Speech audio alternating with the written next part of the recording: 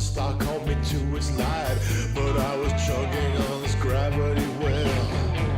From which he asked me, why you hauling so late in the night?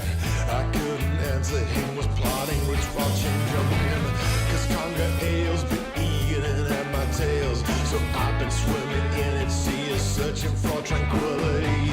Just one more run and then I'm done. I said, that was 40 hours ago and I'm not even letting go. This young boy's now older than the galaxy is wide. You want it, I'll haul it.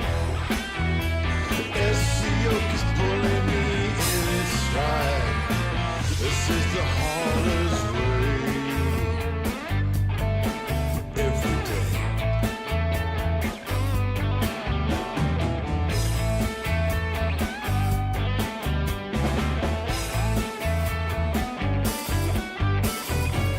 You know it all feels like some new kind of drug where you never know what time it is, and then you've got to change your pants. Never have the time to eat, yeah, never try to leave the seat, pretending I'm a warrior when all I am's a haulier.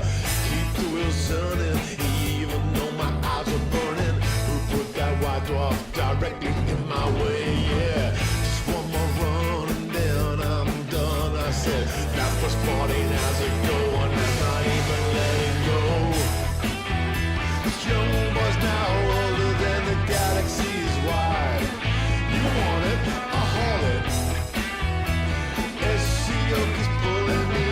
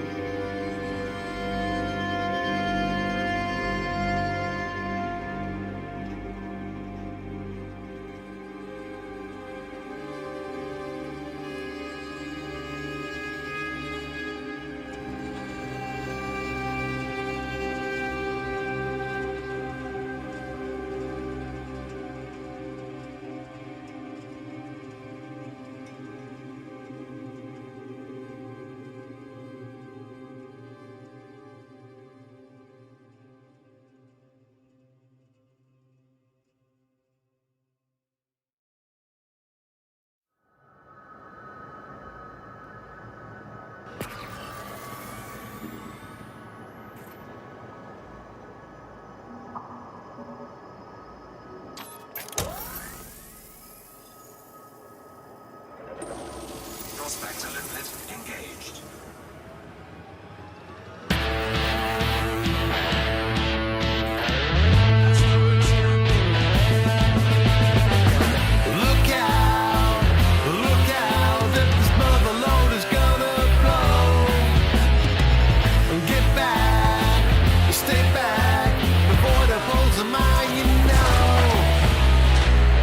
Got my limpets, don't forget your limpets.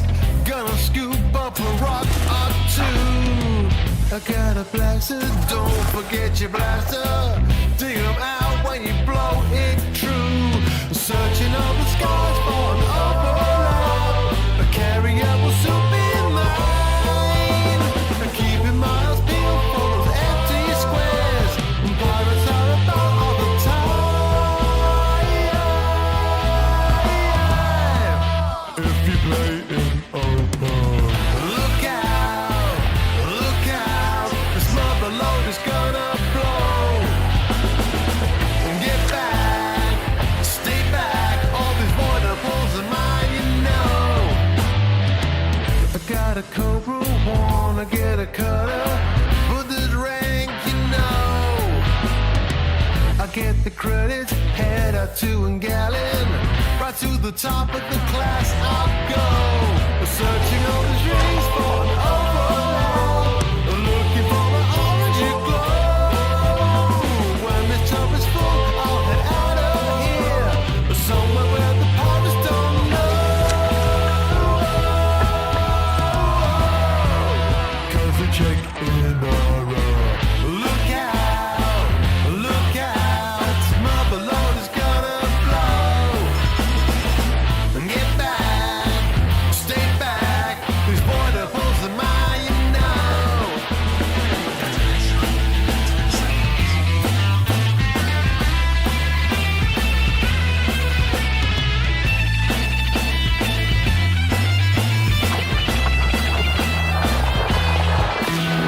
Hearing numbers wave lying in my lung. Dreaming of a yellowy glow. Talking to my friends, all I see is rocks. Spinning in my mind they go.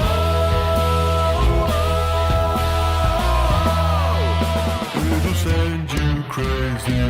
Look out, this mother load is gonna blow. Get back, stay back, these voidables are mine, you know. Look out, mother load is gonna blow. Get back, stay back, these voidables are mine, you know.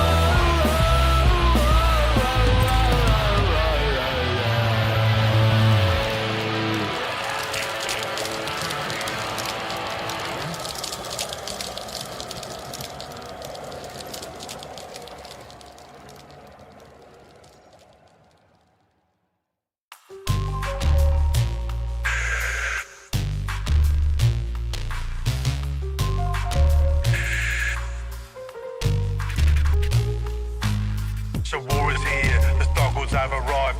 Decimating systems, destroying ground and sky. In our sweet little bubble with our sweet little lives. The clouds are here and they're gonna eat your drives.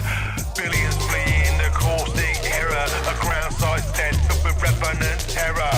And as the systems fall, the fear it rises. It wants salvation, no surprises. It's time to organise, it's time to fight.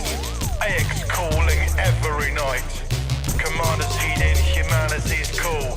Doing the work or the bubble will fall. Doing the work or the bubble will fall. Doing the work or the bubble will fall. The bubble will fall. The bubble will fall. Can you heed the call? Fighting in a chief and learn the moves. A shutdown heat sinks flight assist screws. But maybe move on to a crate Mark II. Keeping it frosty so they can't see you. The sound of gas colours popping those hearts. Multicoloured shards of technicoloured art. We turn a corner, the bugs are running. They should have seen the AXI coming. AXI are coming.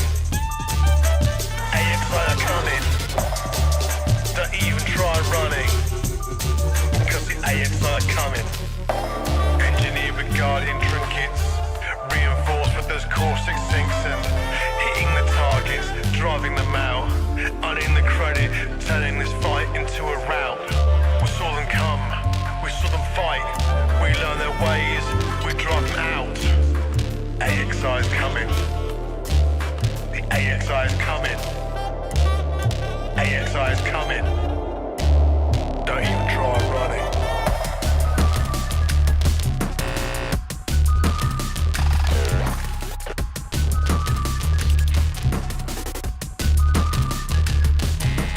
AXI is coming.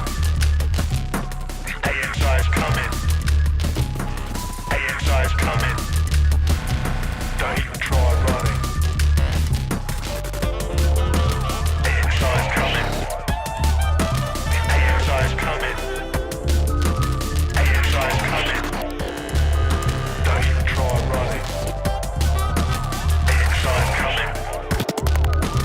AXI is coming. AXI is coming. Don't even try running. Don't even try running.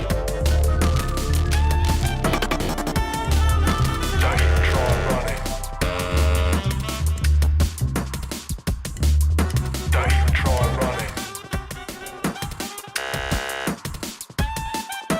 Don't even try running. Don't even try running.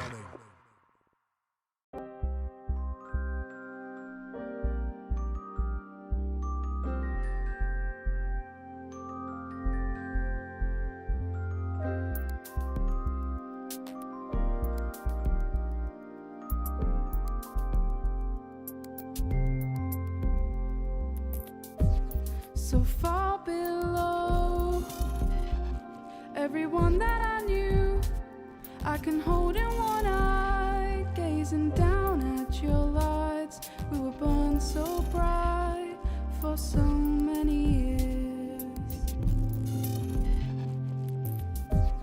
I turned away from the rush and the hum.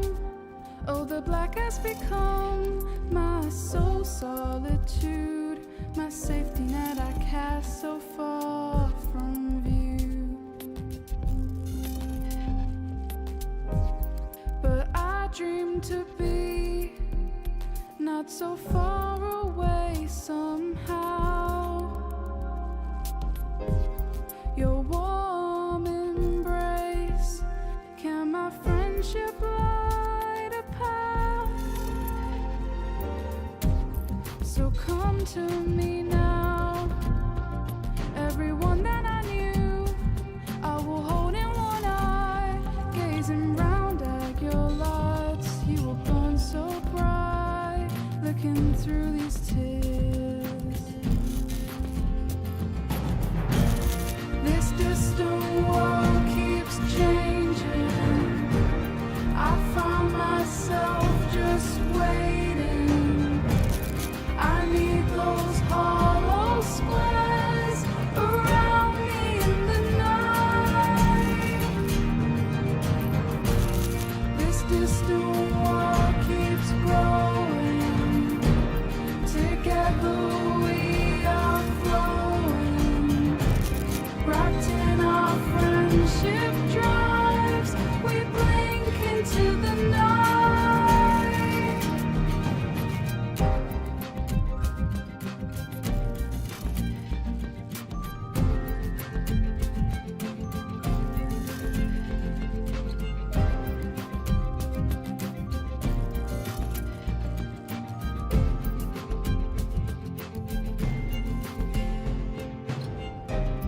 We all move now, like a web in the night.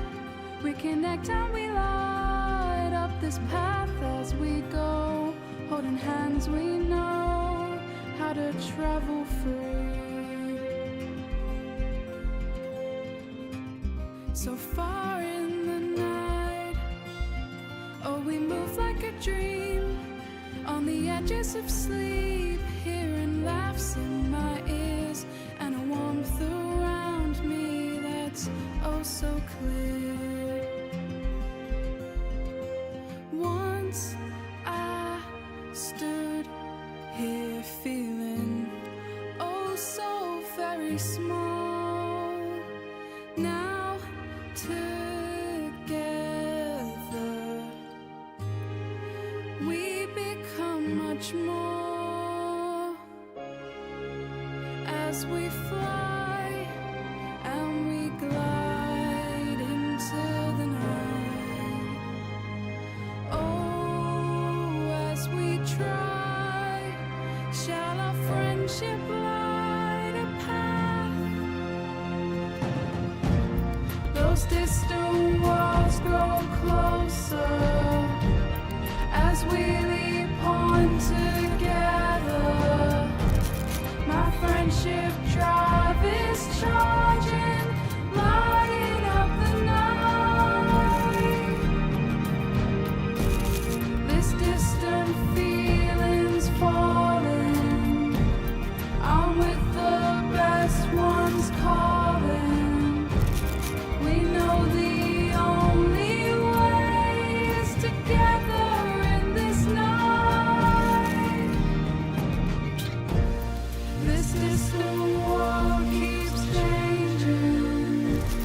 I find myself just waiting. I see those hollow squares around me in the night. This distant world keeps growing. Together we are flowing. Wrapped in our friendship drives, we blink into the night.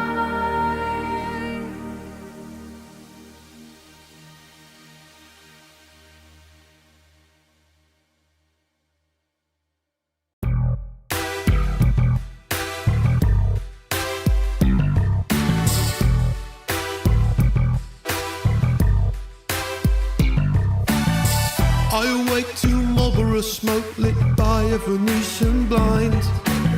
The dry ice is choking my lungs and a ZX Spectrum plays a game made of lines.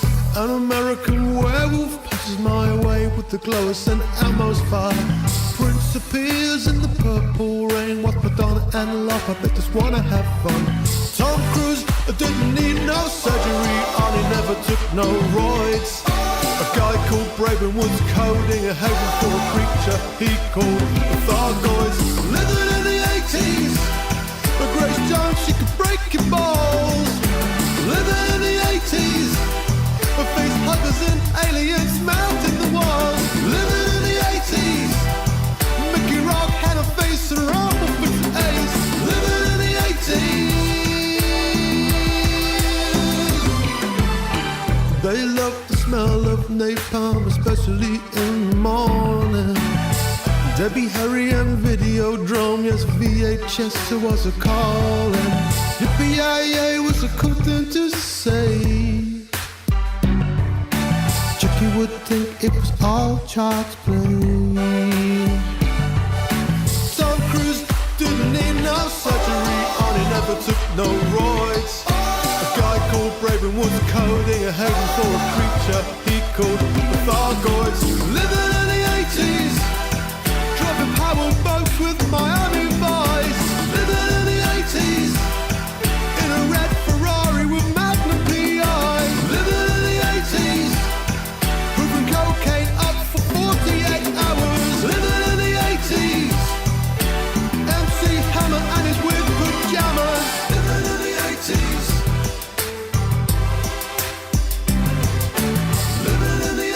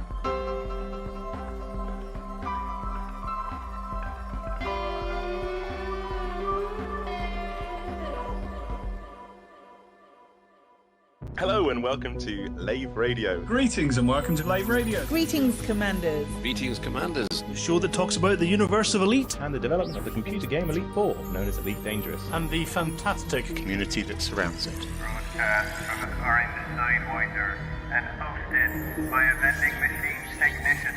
A place of nonsense and innuendo for forum dads. A self-contained podcast 2 hours long. Transmitting to every corner of the galaxy. It's even louder than me. The hottest show this side of Dizzo. The name of the place, Lave Radio. Lave Radio. Lave Radio. Lave Radio. Radio.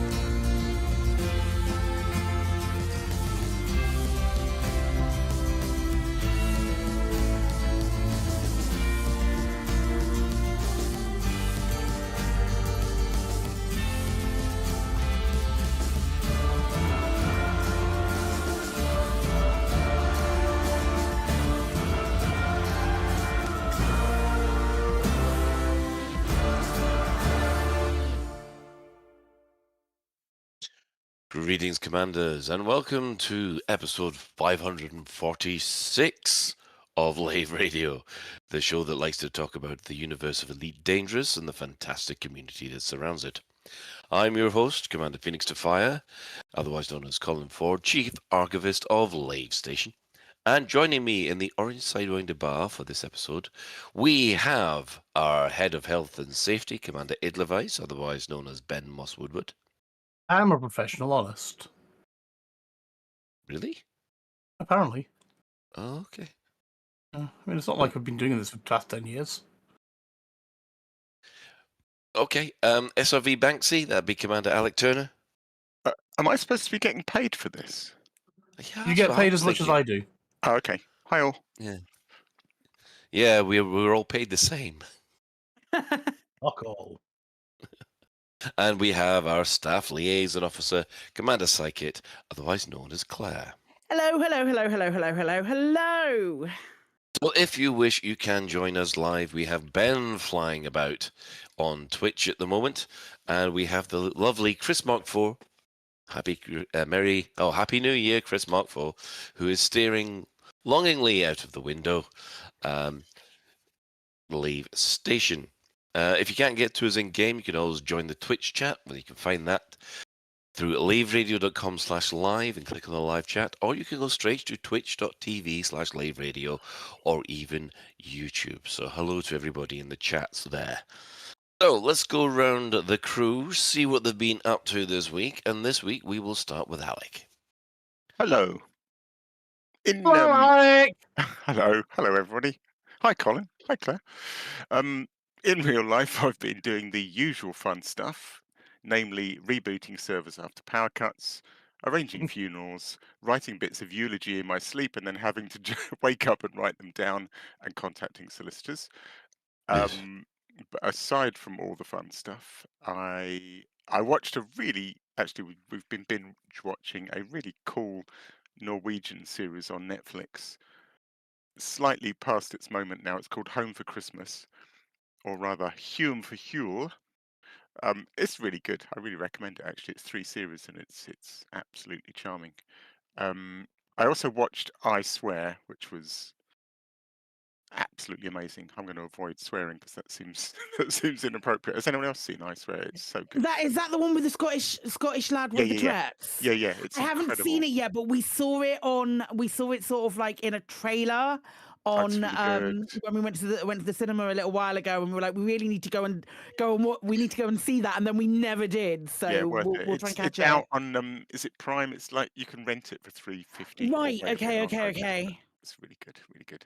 Yeah, and then in game, I have shifted 10,000 units in my Panther Clipper, which has got me in the top 50 at the moment. I think I'm going to stay there. I did a few more time trials, and then mostly, and we will come on to this big time in a bit, but I have been prepping ships for DW3, which turns out to be quite hard without a fleet carrier. I've been flying around a lot. And then, good, like 20 minutes before the show, I blew up one of my ships in the name of science for DW3, and we'll come on to that as well. Cool. Okay, we'll move on to Claire.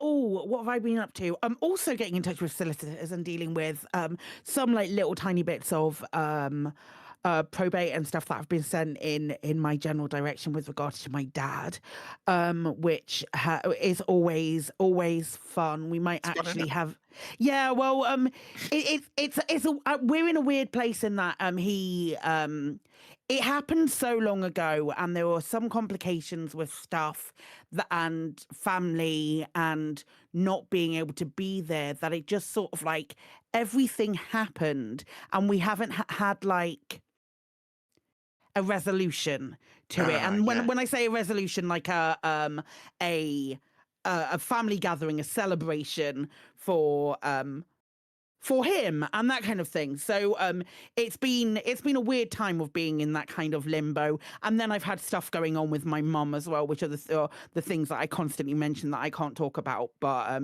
it like things that are like leveling up and turned 2025 into a really shitty year. But we finally got like dates, and it looks like dates might be in March, so it's like still like really far away, but at least there is kind of like this light at the tunnel that I'm kind of equal part, like I'm excited to draw a line on it, if that makes sense. So there's that. I'll get to that. Here's the drawing lines on things. Yeah, drawing a line on something helps for like mental states and those kind of things. I don't mean to brag. The last time I said this, someone accused me of boasting that I hadn't played the video game. But I'll tell you this for free. It's a free choice to play a video game as and when you want to. I know, shocked. I haven't played any Elite. I logged in to check. I log in every now and again to check on the private group, just to add people to the private group. But I haven't really played. And when I say really, I haven't played. My HOTAS isn't plugged in at the moment. I'm normally around January, I take a little bit of a break when it comes to Elite. Obviously, I'm still engaged with what's going on, and I can still see what's going on, and I will watch other people playing. I sat and watched Apathis for fucking hours the other day. I'm like faffing about in Colonia. It was lovely. It was a lovely time. But I haven't been really sort of like playing Elite. It's nice. It's nice to take breaks from things so you don't get burnt out from doing it. But I've been playing, still been playing The Last Starship. I'm going to say, after saying it's nice to take breaks from things, I'm also going to say that I'm playing Mass Effect again. And there's a new game that came out called Quarantine Zone: The Last Gasp. Which has been published by Devolver Digital, and it's kind of like a Papers, Please-esque game, but you're at a checkpoint and you've got to check these survivors for contraband, or if they're showing any signs of being zombies and that kind of thing.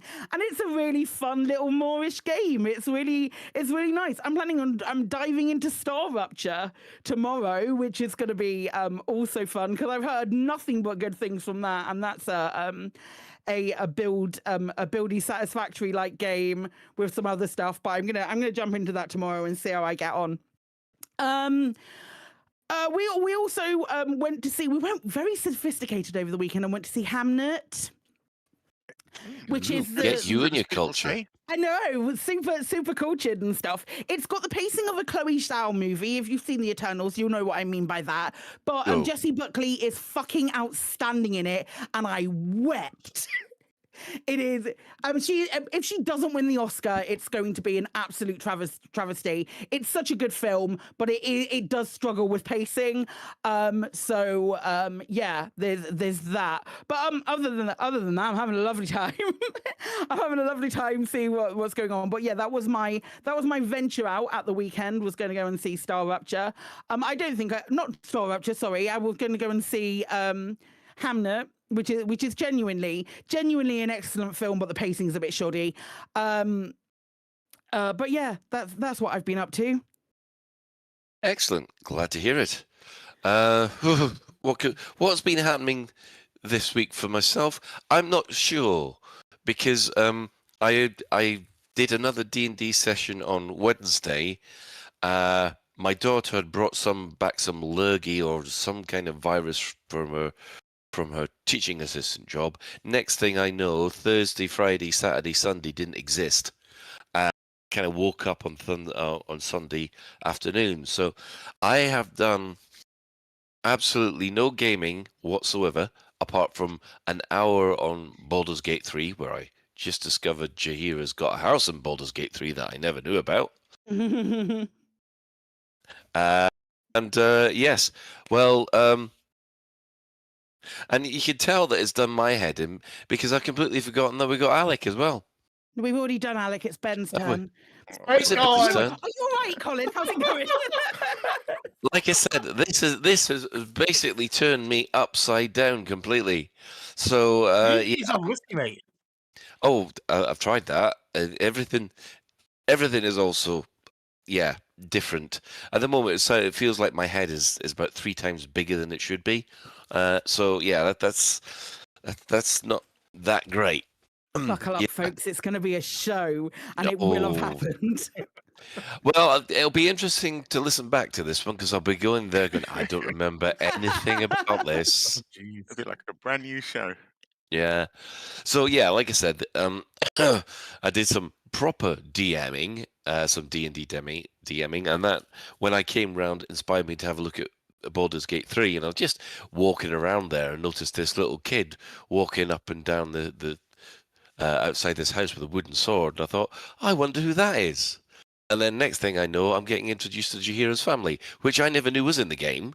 And then I had Minsk talking about all the old characters from BG1 and BG2, and I will admit that there was a manly tear or two, because this is characters that I've known for 20 years.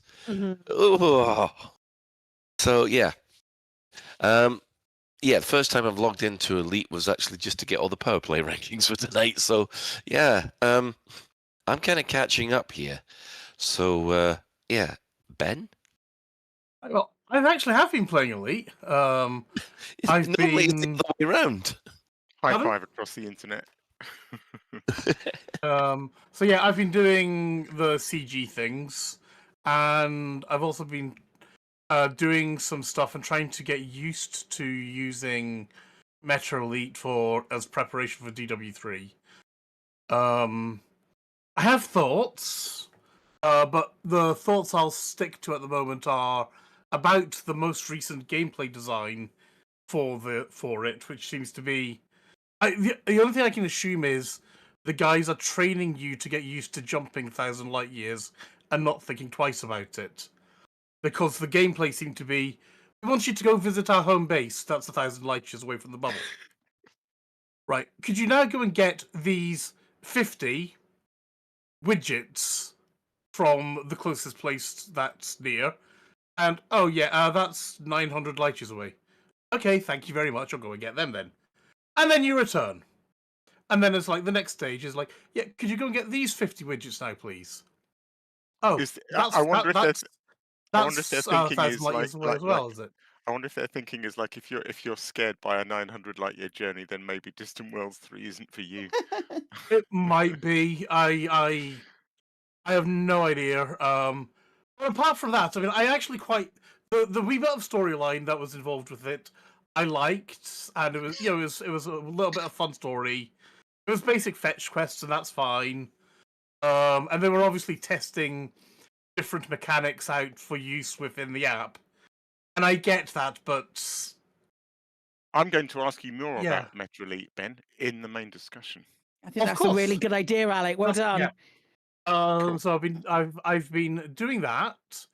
I've been getting broken by Expedition 33, and I've just started Act 2 essentially in that.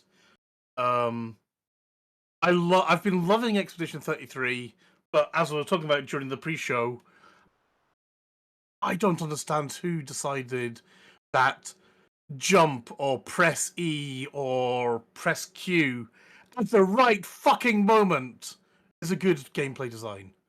It's not. And it's forget about, even in story mode, forget about accessible. I love the game. It's beautiful. Its story's beautiful. The voice acting and the motion cap's lovely. But the combat is atrocious. I'm sorry, guys. I haven't been playing any Last Starship. And I fully blame YouTube for this. I learned about a game in YouTube called Fever Meme, which is is like an even more trolley version of the Stanley Parable. It's not quite as clever, I think, as the Stanley Parable. Stanley Parable's great. Yeah, the Stanley Parable's amazing, but it's a lot more trolley. But it's also been making me crease myself as well, and it's like £4. So it's like, yeah, it's worth £4 just for a bit of a laugh, and I'm gonna get my son to play that. Birmingham has had snow, and I've had to go out in it to first of all get a suit measured for a wedding I'm going to, and then I was told they're open till 6 o'clock, even though there's snow. They're there, so I got there at 5:30, only find out the bastards are closed. So I then had to go back into town the next day again in the snow.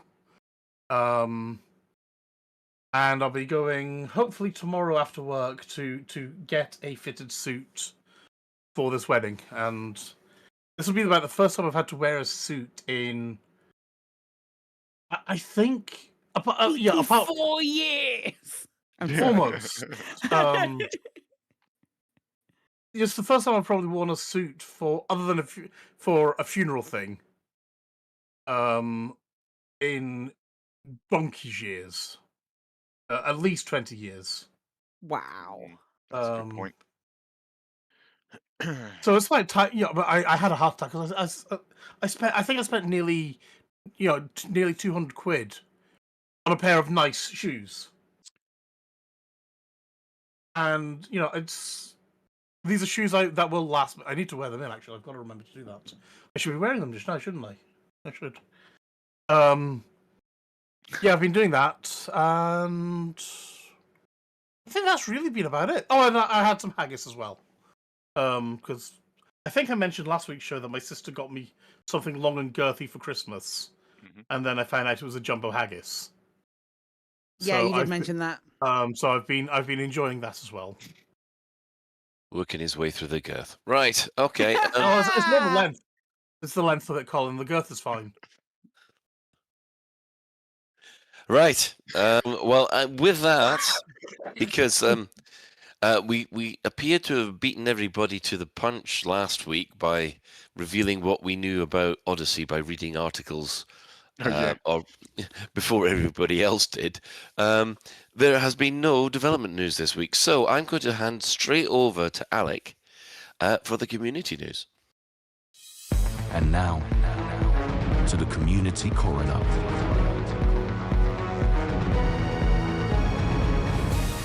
It's a dead game, innit, mate? Well, right, earlier than usual. Community news. First up, I think I probably missed this last week, or maybe it got published later than I thought.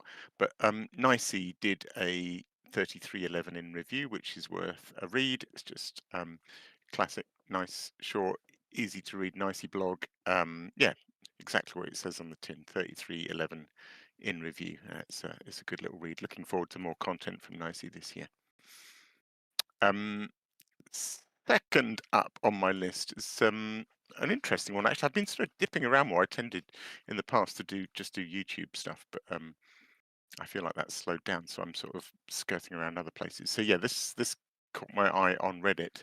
It's a Blender animation by Riferian, I think, if I'm pronouncing that right, of a Mandalay planetary descent. It's quite short. It's about 1.5 minutes long, maybe even less. But it's super cool because it's like, it's got all that sort of heat shield stuff. So the Mandalay kind of ploughing down through the atmosphere and the heat coming off it, and yeah, it's beautifully done. It's a really nice bit of work in Blender. So yeah, easily worth a watch. Item 3 was caught my eye because we often talk about 3D printed chips, and we see a bunch of 3D printed chips at conventions and things. And I think I commented a while back that I hadn't seen any of the kind of newer ones, particularly the ones with more complex shapes and things. And this is a beautiful 3D print by Secret Hot 8057, I think, of a Type 8 with its classic sort of JCB industrial yellow paint job, beautifully painted. So yeah, that's on Reddit as well. So we'll have the link to that. But it's lovely. I wouldn't mind that one at all. It's really cool. Right, next up, item 4, Fair Cop here. This was shouted out by Paperi in our Discord, where incidentally we now have a new channel where you can also easily shout out things, suggestions for Community Corner. Not all of which I promise to read, but it's a good place to just discuss stuff as well. But yeah, this shout out by Paperi was for more PvP stuff. So yeah, full confession, I do tend to skip PvP stuff. Obviously, the thing that catches my eye is like exploration and racing as well. I will confess that PvP videos tend to bore me a bit, but that's unfair because they don't bore everybody. It's just not my jam, and it is other people's. So yeah, if you sort of general shout out, but if there's good PvP stuff, um, or you know, combat videos or things that I'm not featuring that you think I'm missing out, then do let me know. This one's called Multi Cannon 1 by EVA. And yeah, it's really cool. It's got nice music. It's a little bit long for my taste, but it's about 10 minutes of PvP. But it's interesting. Like we had a little discussion back and forth about sort of PvP and how if you're kind of, I think they do feel like they're a slightly annexed community, and I know there's a sort of association with gankers and stuff, but there are very much two different groups there, and there are, you know, proper PvP, consensual PvP stuff that's going on that's really good. It was interesting watching this video. The first thing that struck me was that the guy's target, he would occasionally kind of flip and seemingly go flying off in the wrong direction. Until his target would come back into view, but actually that's a thing called pre-turning. I'm learning all sorts of phrases now. So you're sort of anticipating that your opponent's already going to fly straight past you, and so you turn with flight assist off ahead of time. So yeah, it's really cool, and you can see some good stuff with the other things that it sort of highlights: are boost matching, range control, pit management. So yeah, I'm learning. So yeah, more PvP videos. What I'm not interested in, I will just say that now, is I'm not interested in videos of gankers getting their fun at other people's expense. I don't really enjoy that, and I kind of don't intend to feature it unless there's something really exceptional about it. Right, item 5. The Burrs have released their 3rd road trip video. I love these. It's just Burr and Rini, and they're just doing stuff, and they're going to interesting places from kind of way back in the game, and just sort of nattering and just doing the thing. So this week's is Dav's Hope, and they go down to Dav's Hope, and then they talk about, you know, Dav's Hope as a place for scooping up materials. And then they go and scan all the logs. And I confess, I had forgotten the logs. I've definitely been to Dav's Hope, and I've definitely scanned all the logs, but I'd completely forgotten the story at Dav's Hope. So it was really nice to see it read out again. And Burr's very funny. They're both very funny, so I highly recommend. Right, item 6. Yeah, this is nice. So I've definitely shouted out some videos by Dimebot in the past. I'm kind of hoping this one's going to be a regular, but it's called the Elite Dangerous Dispatch from January the 12th. And it's kind of a little news update. So the description for that says, "Welcome to the Elite Dangerous Dispatch for January the 12th, 3312. This week we talk about the upcoming Distant Worlds 3 expedition, the community goal that's supporting it, and discuss some new information about the upcoming operations expansion." So yeah, it's a really good little video summary. So I recommend subscribing to that, and I hope that's kind of regular. Lastly, I'm going to hand over to who was typing notes as I was speaking. Oh, that would be me. Yeah, one of my favorite channels, Space Doc, has done a spaceship review of the year. So what they do is they look at all the new spaceships that have been produced, whether it's from No Man's Sky or Star Citizen or Star Trek, and highlighted the ones that they found the most interesting. And surprisingly enough, one of the ships that they have awarded has been the Cobra Mark V, which according to Daniel, is the ship that has got him back into playing Elite. He gave up about 3 or 4 years ago, and cannot believe how rich the game has become since then. So, yeah, we'll put a link in the show notes. So yeah, if you have a community event taking place soon, or would you like us to shout about it across the airwaves, then tweet the crew at Lave Radio on Twitter or Blue Sky. Email us at info@laveradio.com, or there is now a community corner channel on our Discord. Otherwise, Alex the Annihilator will hunt you down. There's also, I should say, there's also a show notes channel on Discord as well. We've decided to put everything on Discord too, because it's there, so we may as well. So literally straight after the show is it happens. Literally straight after the show happens. I say literally. Give me 20 seconds. I'll post in there like all of the links and stuff. So if you want to go and see something and you're chomping at the bit and you don't want to wait for it to go up on Spotify and all of that good stuff, it'll be there. I think we can move on to the in-game events. I'm still bracing for Colin, but if he's not here, that's all good. Okay, so what's happened this week? On the 8th of January, we had a CG. Nobody saw it coming. Nobody mentioned anything about it with prior notice, which I'm quite looking forward to Frontier telling us now every time there's going to be a new CG that happens in the future and giving us a day's notice, because that's only fair, right? But we got the Distant Worlds Expedition request materials for deep space, so it's hauling, and is it top 75% get a cargo rack? Yeah. So I think you just get credits so there's no what's it called, participation price, but top 75 get a size 5 extended magic tessellation cargo rack. One of the ones where they figured out to put them in cubes rather than circles or whatever the old ones are.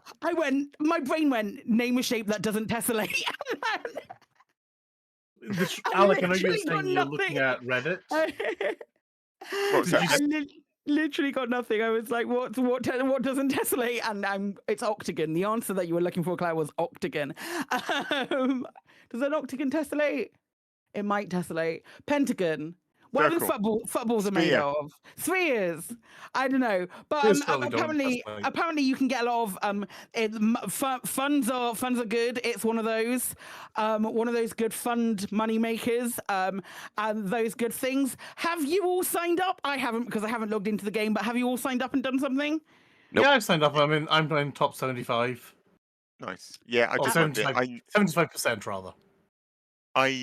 Because we'll come on to this, but because I'm sort of assembling ships for DW3, it was like, I don't want to have to come back to this, so I want to be sure. So I hope I'm solid. But yeah, top 50. I think I did 10 runs in a Panther Clipper, so that's 10,000 tons. Oh, nice. It does feel. It's funny. I don't know if anyone else is getting this, but I do get a little bit now with CGs. It feels very routine. So if it's like a delivery one, it's like, right, get the Panther Clipper, fly there, back and forth, back and forth, back and forth, back and forth. Check the numbers on Inara. Job done. Bugger off. Do something I actually want to do. Yeah, that's the thing. thing. It's always been like that, I'd say. Yeah, I suppose so. Yeah, the problem is that if they don't if they stop doing them for a while, everybody goes, "Oh no, that's the end of the game," because they've stopped doing in-game content. I have been doing it in solo, which I feel with hindsight, a little bit cowardly about I should have, because it's quite a short trip, I think, so I probably should have braved it and open and had a bit more fun with it. But I just wanted to get it done because Yeah, it just wasn't my get it focus. done. Yeah. Yeah, no, I haven't done it.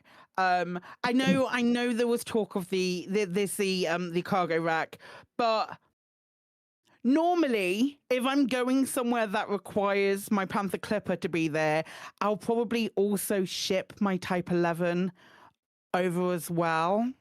So I've already got enough cargo racks to fill. I believe I've already got enough cargo racks to fill the available slots in the Type 11 and then subsequently the Panther Clipper, so I'm not super concerned about it. That might not be the case, and either way, I'm not gonna go out of my way to do it. And Yeah, I'm I hear enjoying you. doing the I other hear you. stuff. I haven't actually got a roll for this latest size 5. I'm not quite sure. It'll probably just sit in storage. It's not like I've got a ship Yeah. that's desperate for it. But Ben? top 75 is currently 4,358 tons or more. Nice. Okay. I saw on one of the comments on Reddit, Alec, explaining how they do the cargo racks. And it's basically before a whole load of cubes. After, let's just throw things at random and not give a shit. Which made Do me you know laugh. that it's just vacuum pack material? That's all it is. They just Yeah. vacuum pack the shit out of everything, and it just gives you extra space. They dehydrate it, and then you just got to add water. Is that the dehydrated water stuff at the again? end. Well, if What- they can what do they do put with the water? if they can put the TARDIS in Strange New Worlds, I'm quite sure that they can put a TARDIS in every one of our ships. So you know. Oh yeah. They what? I'm not gonna. I'll come back to The that. TARDIS is in Strange New Worlds. I'll come back to that at a much later point. Yeah. And isn't there some Star Trekky things in Doctor Who as well? Oh yeah. Doesn't matter. We're talking about Elite. Very true. Well, that brings us to this week's Power Play rankings.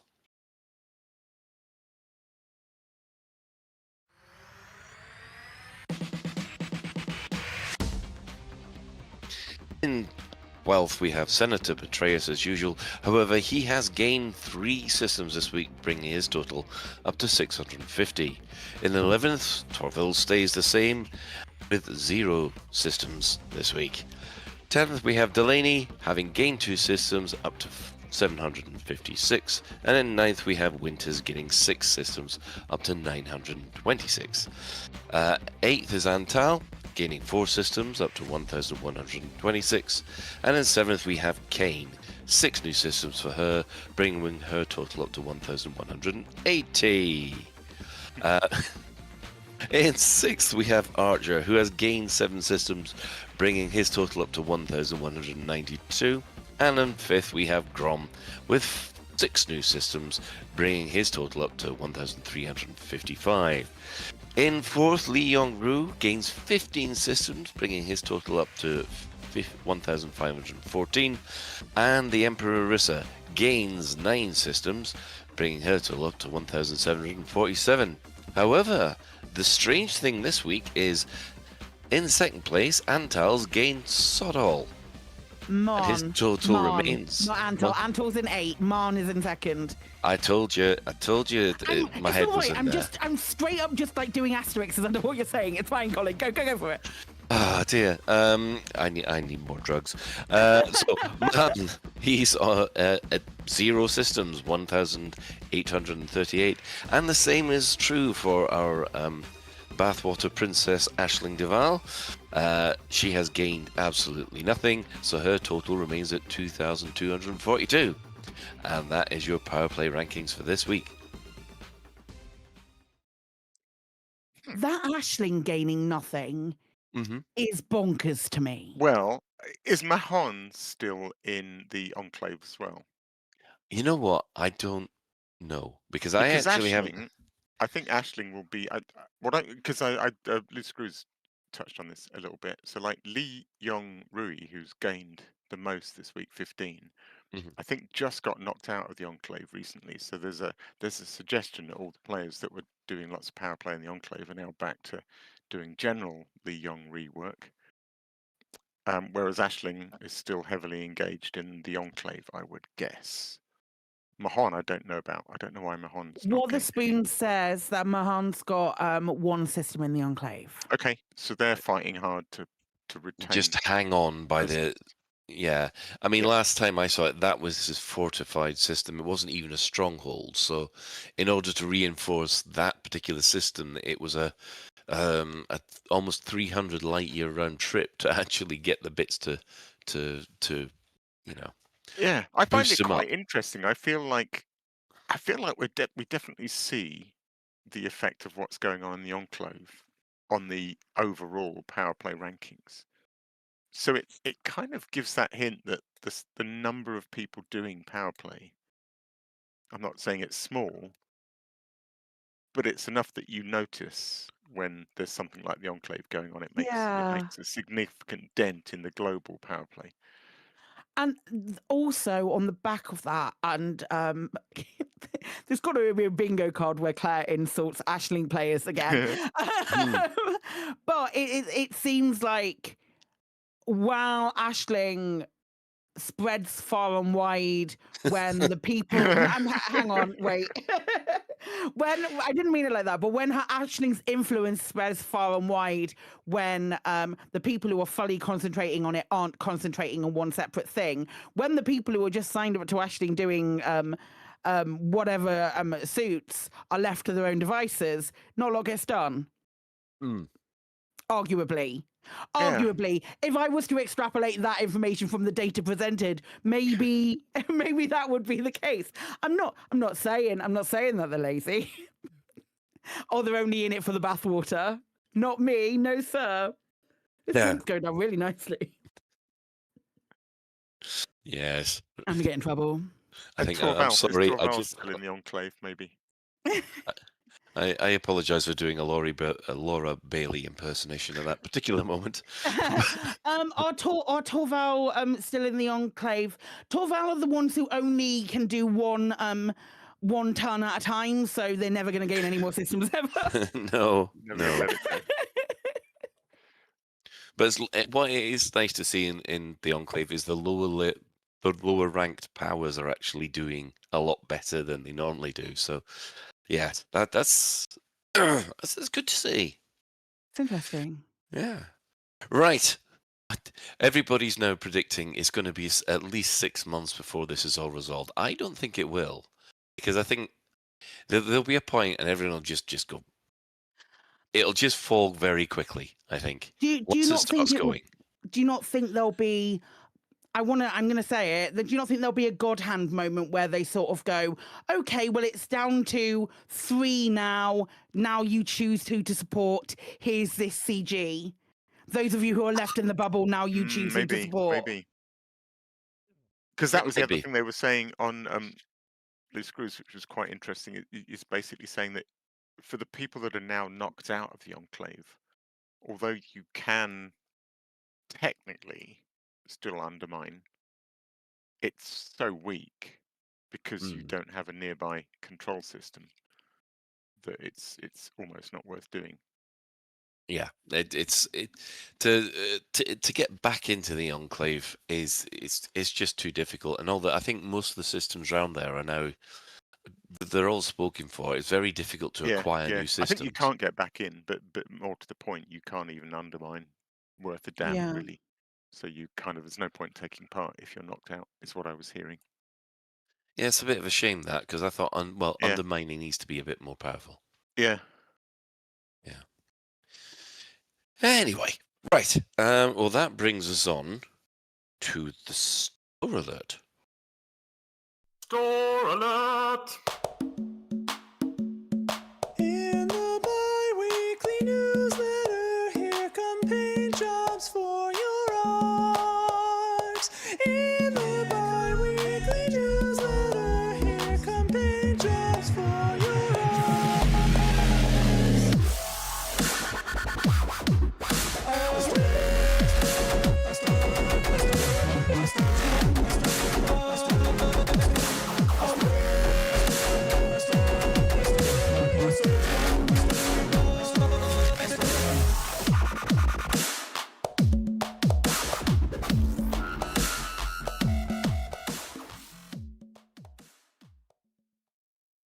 Right, and welcome back. Now, if you have not got a Panther Clipper, now might be the time to get one because it's now 35% off both the Stella and the standard Panther Clipper ships.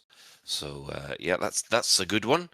And They for have those, been available to purchase in game for a little while. These are just like the jump starts and stuff. So if you want to forgo some of the engineering, maybe question mark, then you can get them. yep, and of course 45% off the trading Type 9 Jumpstart, which it looks good for a Type 9, but you know, only if you need to. So Looks a bit Let's like a have leopard skin or less something. words said against the space cow. yeah, She's a majestic wee beastie. She is. Who's still flying a Type 9, I wonder? I still occasionally fly a Type 9. Go mining in it. I still enjoy mining in that one, even though I do have a Type 11. I don't Yeah, understand why you'd mine in anything other than a Type 11 nowadays. What's the pull for it for you, Colin? Mining in this is a completely like tangent town, but what's the pull for mining in a Type 11 over Daka of pull- Type? Have I hit the nail on the head? I might have hit the nail on the head inadvertently.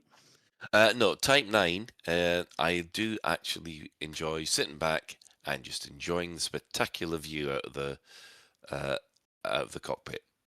Okay. I'm Yeah, it's got a sorry bit that of a cathedral cockpit, hasn't it? I suppose, which in yeah, an asteroid field must be pretty cool, actually. It's amazing yes, in VR. it is amazing in VR. I must admit, I do find the Type 11, although it's the more efficient miner, I do find that cockpit a little bit more claustrophobic than the Type 9. But yeah, if I'm not after efficiency, which is what the Type 11 is really for, then if I'm just mining for the joying of it, I will probably be taking a Type 9. Fair enough. So, yeah. Sometimes it's all about the aesthetics, believe it or not. Right. Well, this week, I think we'll go straight to the ad break.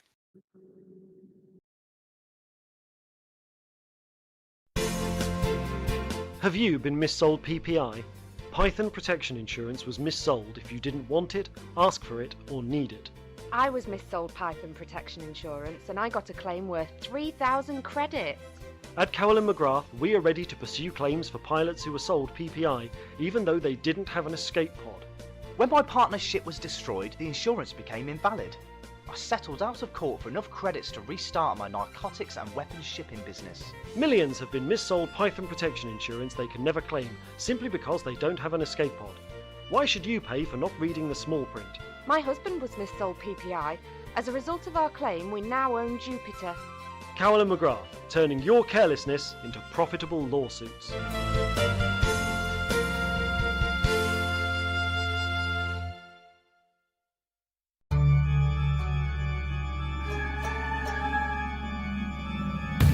Established in 3223 as a haulage company, Takara made the bold decision to recruit and train its own security forces.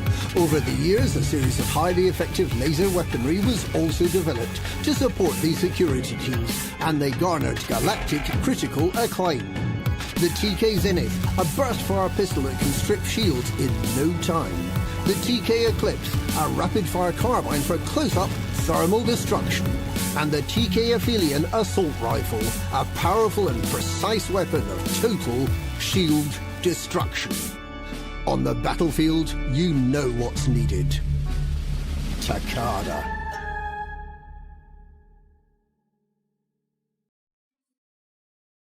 Just last week I was mixing Sidewinder slammers at a seedy space bar. I wasn't even pilot registered. And now I have a ship and a basic starting mission for the Federal Navy. I'm going to see the galaxy. I've left my old life behind and now I'm delivering semiconductors to 61 Cygni. The recruiting officer told me it's a simple run and I'll get payment and immediate promotion. Wait, what's that? Is that a ship coming? Wait, what's that? Is that a ship incoming? Are they looking for me? What do they...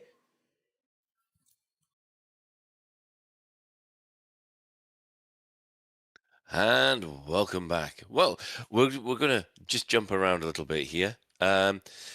Mostly clueless this week. Well, it comes from Apathis, and he says, when transferring a ship to carrier, after it's transferred, make sure you redock the ship at the carrier before setting off.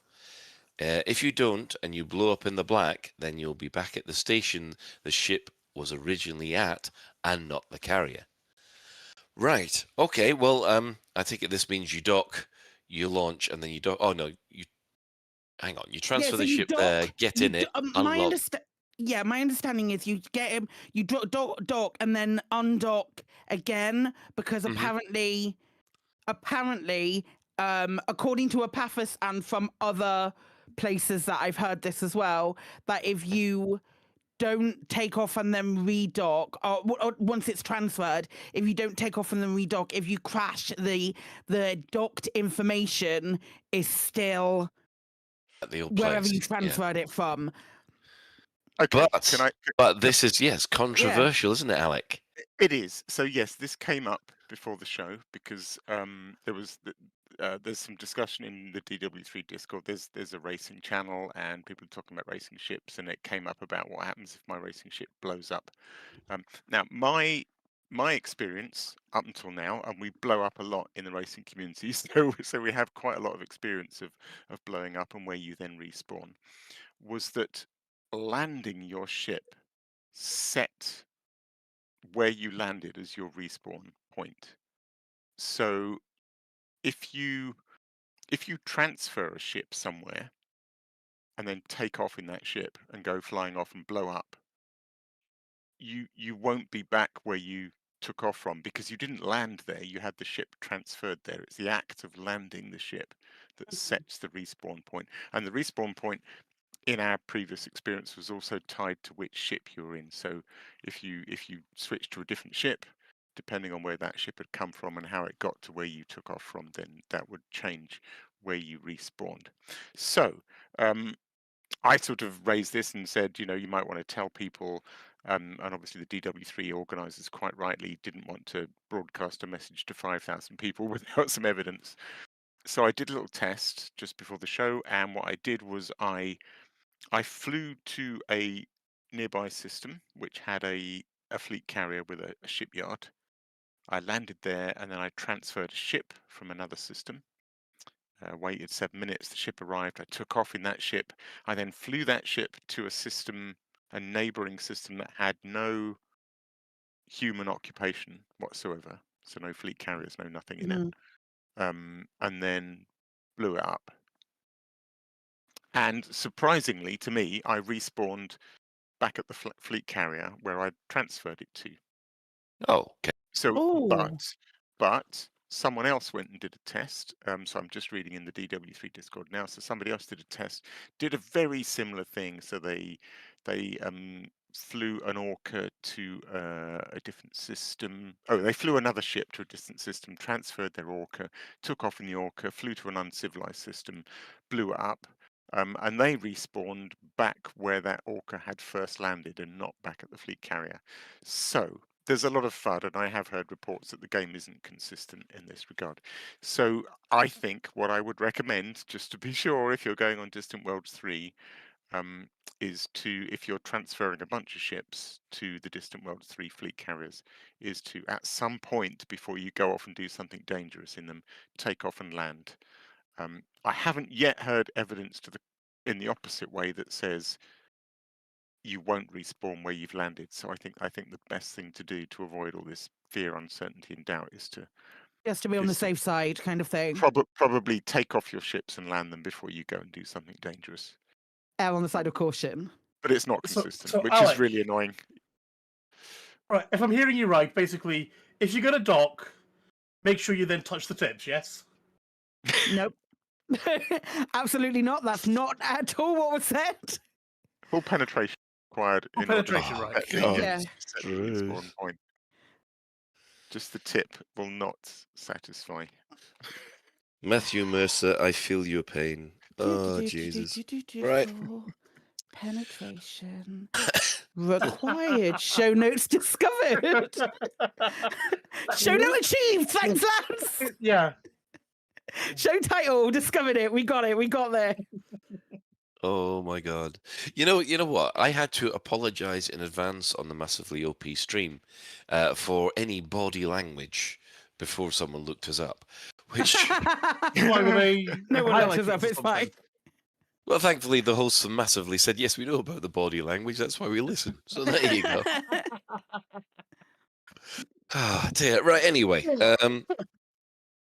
as part of our main discussion this time, we have obviously talk about Distant Worlds 3, which is just around the corner. So just quickly, round the crew, the two questions will be, will you be going? And if so, what ships will you be taking? And is there an item that are you looking forward to the most? Now, I'll just start with this because I can just underline it and say, I'm afraid not. I'm not going because I've got a dodo to build.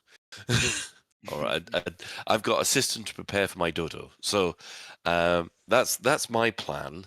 That, and So if you went on DW3, it would take you 6 years. yeah, exactly. I mean, I'm still 3,000. I am 3,000 light years away from Colonia in the Getting there. yeah in the Caspian. I'm absolutely loving exploring in the Caspian, but yeah, you never know. I might get bored and try and get the Caspian to wherever Distant Worlds 3 is at the time, but I've got to get to Colonia first. So that's me. What about the rest of you? Start with Ben. Nominate somebody, Colin. Yeah, I'm going to start let's go. Okay, right. Yes, I am going on Distant Worlds 3. I had a blast on Distant Worlds 2. I love the community aspect of it, but I also love the antisocial aspect of it, I guess you could say. Because obviously, when you're jumping there, you're just on your own doing your own thing.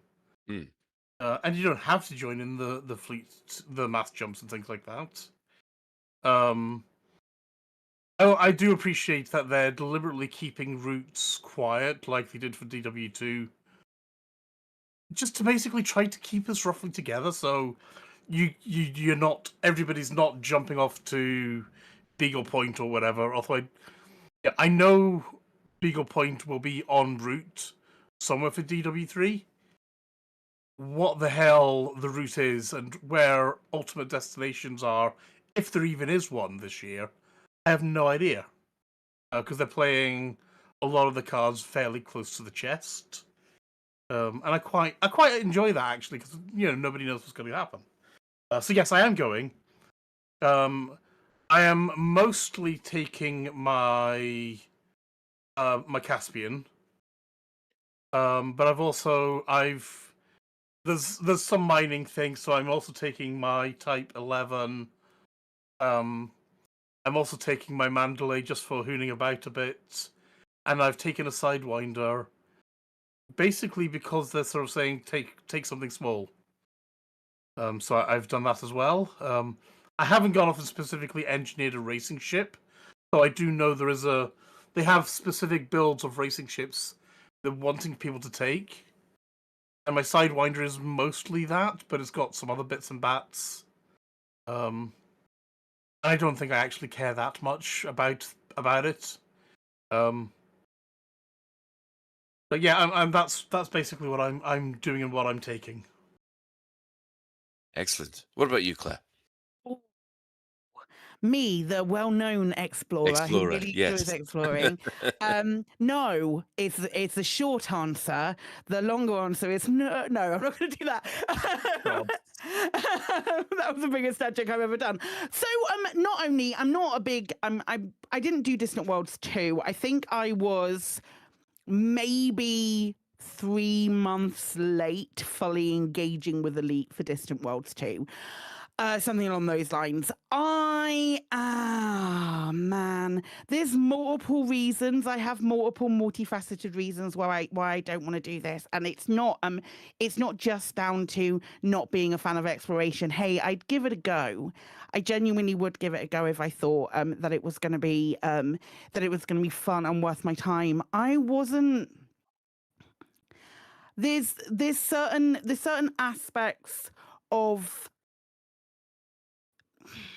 the way that they've gone about doing things that I'm not particularly keen on. I will say, like, Meta Elite, I'm not keen on that at all. I think they've, and I'm gonna say about I'm gonna say that seeing Gen AI in a product, even as a small section of that product, and there's a little bit of a little bit of Gen AI on their on the Meta Elite images, not the screenshots, but like images of people that you're supposed to see and things along those lines. I'm not. I walked away from the Elite Dangerous group when they did Gen AI. It would be remiss of me to support something else that does that. And I know you don't have to do Meta Elite if you're going on Distant Worlds. I'm the opposite to Ben. I like to know where I'm going or what I'm doing or what the scenarios will be, so I can sort of plan around it, because it would be content for me. Like everything that I do in Elite, 90% of it is done on stream and is done as part of being an Elite Dangerous partner in my own right, rather than on top of being an Elite Dangerous partner with Lave. So I'm really looking forward to hearing what Ben and Alec get up to. I think that's going to be great. But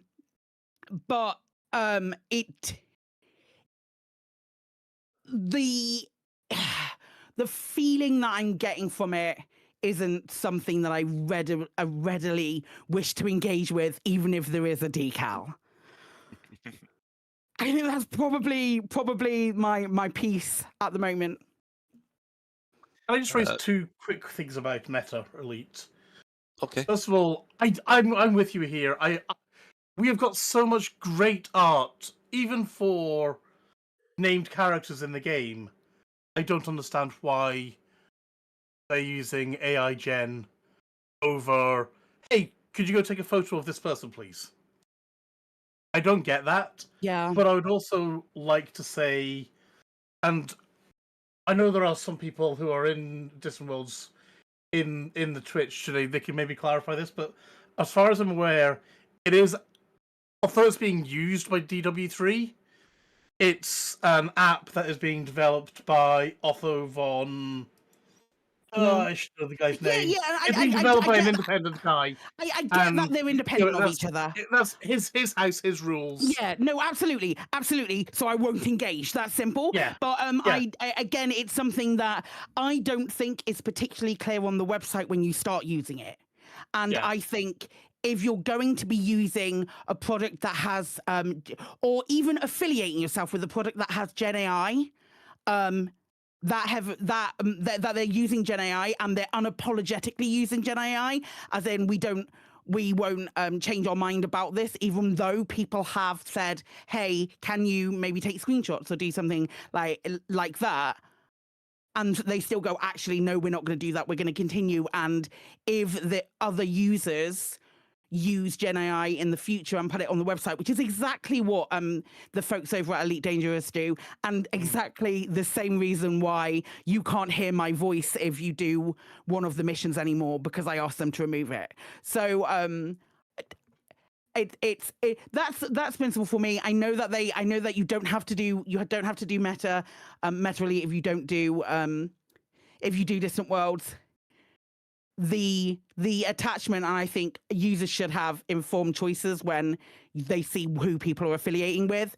That's just my 2 cents and my opinion. I'm not being led or steered by anybody on that. It's just I like to be consistent in my opinion with that. Whereas I noticeably, I was like, yeah, I'm varying. Like, yeah, you know what, it's fine. Yeah, I don't know where the hell half my opinions come from. It's like sometimes it makes me just like, I don't agree with this, but whatever. And sometimes it's like, no, this is going too far for me. I feel after I had such a rant and I did such a hoolie quite publicly about Elite Dangerous to the point that oh my gosh. Sargosu, is that who I met, Alec? Is that who Right, you, yes, yeah, yeah, who the was guy, actually scared to talk to me? yeah. I mean, I'm like, I'd forgotten that. he's Yeah, a really nice guy. yeah, But funny. like, it would be remiss of me not to mention not to mention it in affiliation with Distant Worlds. Yeah, I mean, And that has left a bad taste in my mouth. Also, I just don't really like exploration. I know this will come as a shock to everyone. yeah. I mean, that's a pretty I solid don't reason like by itself, I think. exploration. I know legit I do know not it's understand why people are using it when very, very valid options are available. Yeah, yeah. This is it. This is the thing. This is the thing. Elite's fucking beautiful. It's an 11-year-old game, and it is fucking stunning. You can go and you can take a screenshot of a person. I've seen a screenshot of a person that was in Meta Elite. Yeah, that's what it's called, Meta Elite, and that has been recreated in CG in Meta Elite, and they have to have given a description of the person to the Gen AI they were using because it looks so similar to them, and I'm just sort of like, why don't you just take a screenshot? Why don't you just take a screenshot? Well, use the in-character creator. If you want someone to look specifically the way you want, just Yeah, I don't get it, but hey. Alec, it's Colin. Yes, Colin. Yeah, Hi. are you going? Yes, I Sorry. I don't want to get bogged down in AI. I think the only thing I will say is I think, and unless anyone knows any different, and if they do, maybe save it for later.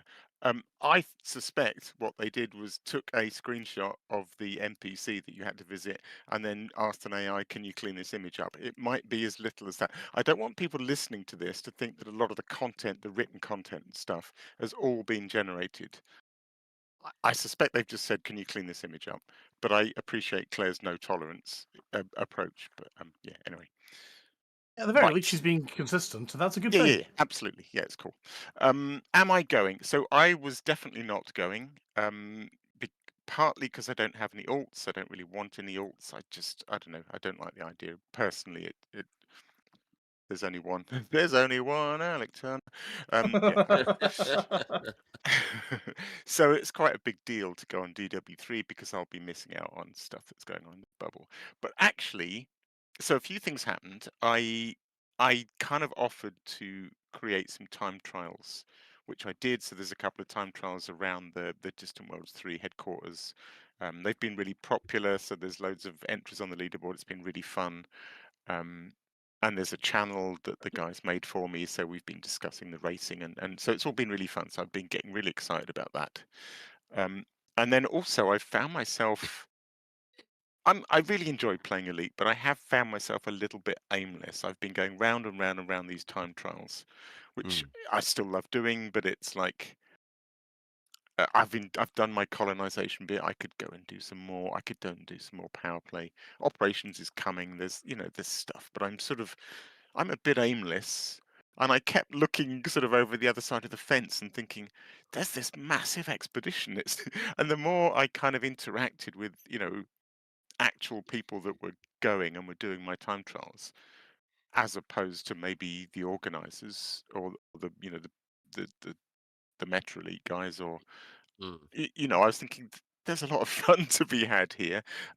If I go with if I go with the fleet, then maybe each of the waypoints that they stop at, if they stop there long enough at each waypoint, maybe I can hop out and make a time trial that people can do, so I can be quite heavily involved in the racing side of it, live meetups and stuff.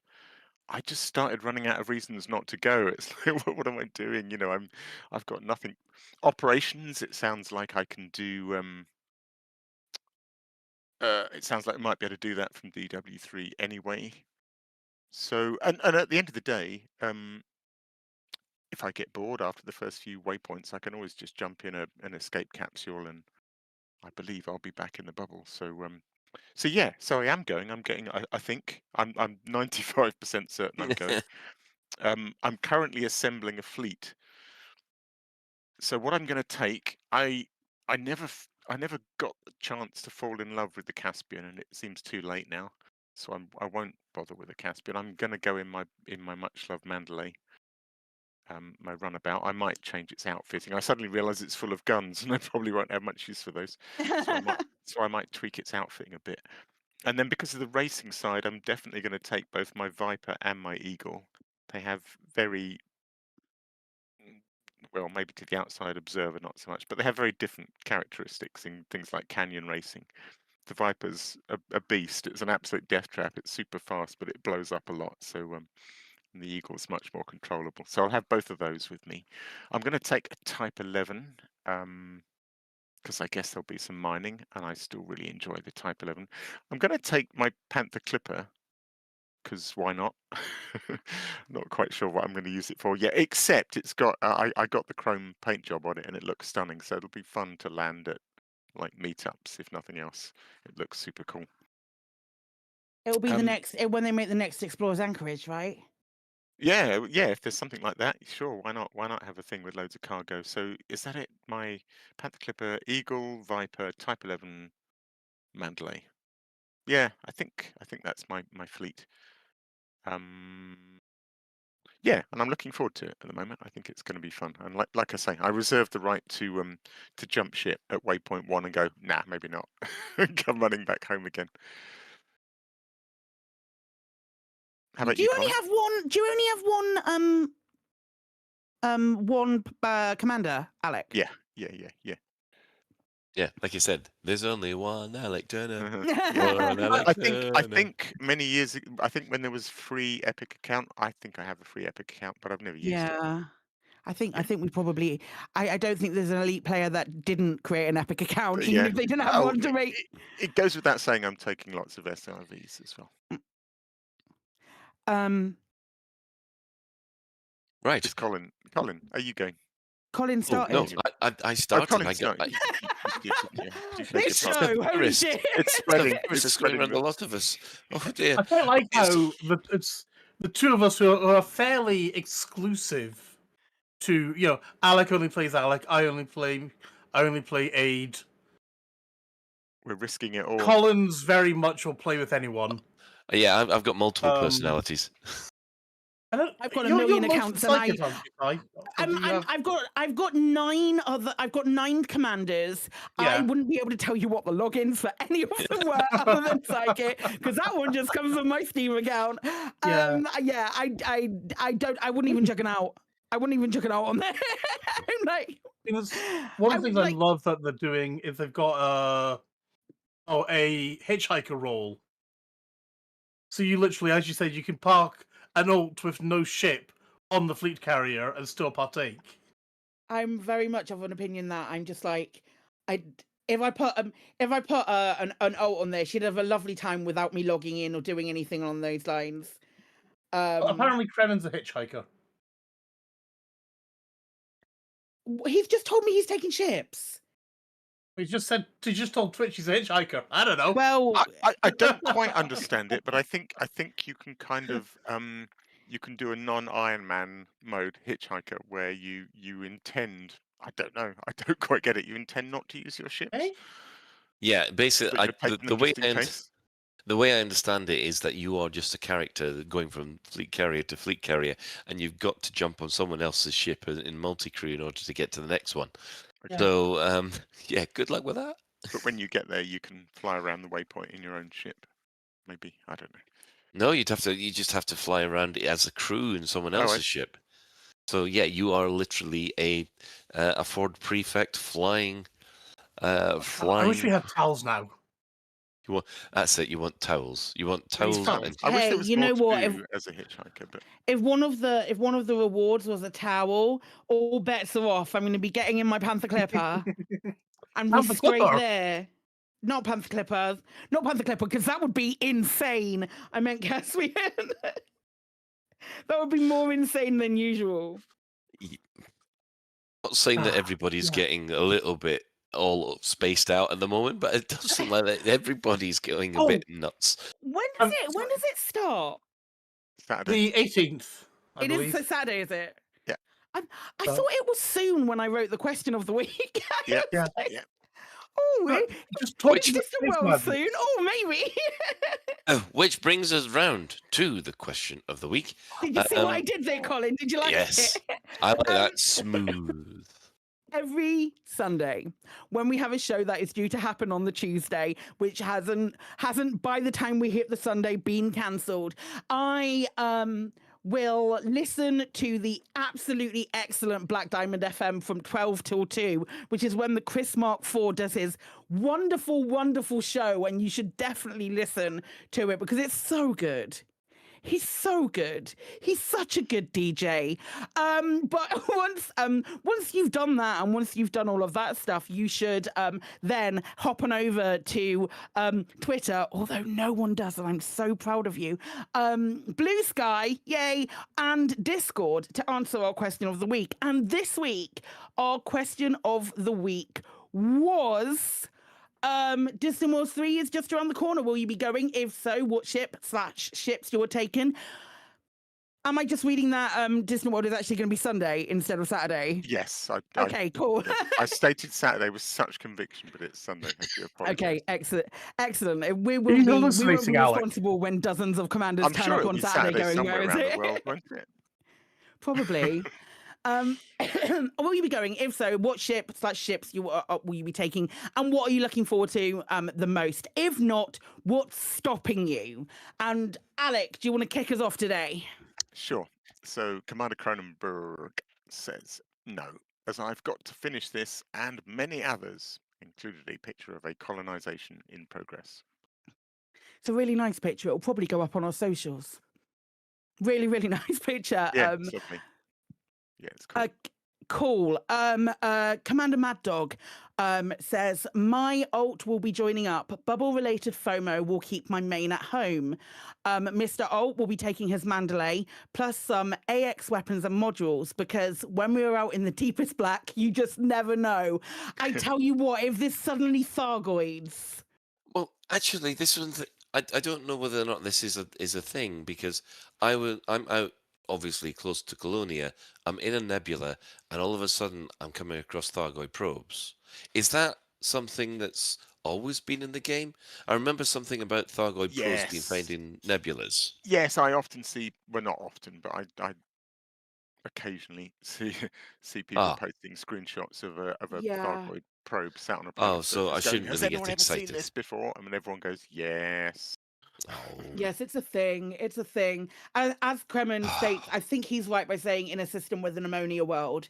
If there be ammonia worlds, there be probes. Here there be probes. Yep. And there goes my hope stash. Are we still talking about docking? Sorry, Ben? Are we still talking about docking here? No. Okay. No. What I have just realised is I'd probably... Are we allowed... I don't know if anyone in chat knows. I'll have to go and check the FAQ, but I ought to fit some firework launchers. But I've got a nasty feeling I read somewhere that they'd rather people didn't use firework launchers at meetups. Yeah, firework launchers tank FPS. Do they? Oh, Yeah, they really fuck with computers. So especially if you've got a lower spec PC, you will struggle. It's something that the on the Burpits big meetups they specify, like no lights on, no firework launchers and all of that sort of stuff. Huh. I know. That's anyway. Well, Ben? that saves me making myself extremely unpopular at the very first meetup then. Cool. Good tip. Thanks. I wish I said yes now, Alex. Yeah, take them all. All the Take firework them out. launchers. Like totally fill it. Totally fill it anyway. It's all good. Red, green, blue. All of them. Anyway, Commander Daedalus is saying, I'd love to go, but two things are stopping me. Firstly, communication seems to be mainly through Discord. It might be my age or ADHD, but Discord is incomprehensible to me. No matter what help I have been given, I just don't understand it. Insert old grumpiness here. Alec, I'm sure you can help there. Or myself, or Colin. What, help them understand Discord? Or Oh, I thought you Or might be help with grumpy old grumpy men. sounds. Right. Oh, Claire, okay. please tell me that Daedalus did this on our Discord. No! Oh, damn it! That'd have been hilarious. No, I end with the thingy, Discord things. the Discord messages. You can tell because Sir Oberon's normally right at the end, and it's massive. Yeah, what you doing? You washing your smalls? No, I'm drowning the kittens. What is happening? Oh my good lord! Colin's getting an old man. Anyway, secondly, I know I'd started and then I'd get bored and want to do something else. The ability to change whatever he's doing is what I like most about Elite, and Distant Worlds 3 won't allow me to do that. I'll enjoy it all vicariously. But That's you very can true. change your mind. I fully intend to change my mind and go, I'm bored, and come home. Yeah, you can always just like What happens? Do you think? Do you think that? How long is Distant World supposed to be? Distant World 3. Apparently, it's 4 months. I'm not in the Discord, so I wouldn't. No, I think that was Phoenix Blue was saying on Twitch. He was It's saying supposed to be 4 4 months. months. Somewhere. Okay, so if it is 4 months, do you think operations will launch during Distant World 3? Yes. Yes. Probably. I hope so. I hope so, and not in a sort of like in a spiteful way or anything like that. I just hope so because I don't think it gives you something to do. I don't want to see. That was another thing that I did want to bring up. No, I don't want to see. I know Frontier's saying that they're working closely with the folks at Distant Worlds, and I think that's great. I genuinely do think that's great. I think when Frontier engages with the community, I absolutely love them. I don't want to see like the whole of the rest of the bubble just sort of you don't want to see Frontier hold up operations for the sake of DW3. Yeah, and even if operations can be joined in from a populated station, or something like that, I don't want to feel that my going back into Elite, because let's face it, I'm waiting for operations. Operations is the thing that I'm super excited about, and that's what I'm waiting for. I want either a snifter of a new ship or operations, and then I'll be back in Elite like nobody's business. But right now, I'm having a nice time not playing it, and that's perfectly fine. Taking breaks is great. Talking about it while not playing it is also acceptable. But you've raised a good point, though. Will we be able to join an operation from a fleet carrier? Because they did say this is what I'm saying. anywhere. I don't know. I believe their exact wording. I could be wrong. Actually, this is the Charlie Hall article, but I believe the wording was you have to land. So it's unclear whether you can do it. You can land on fleet carriers.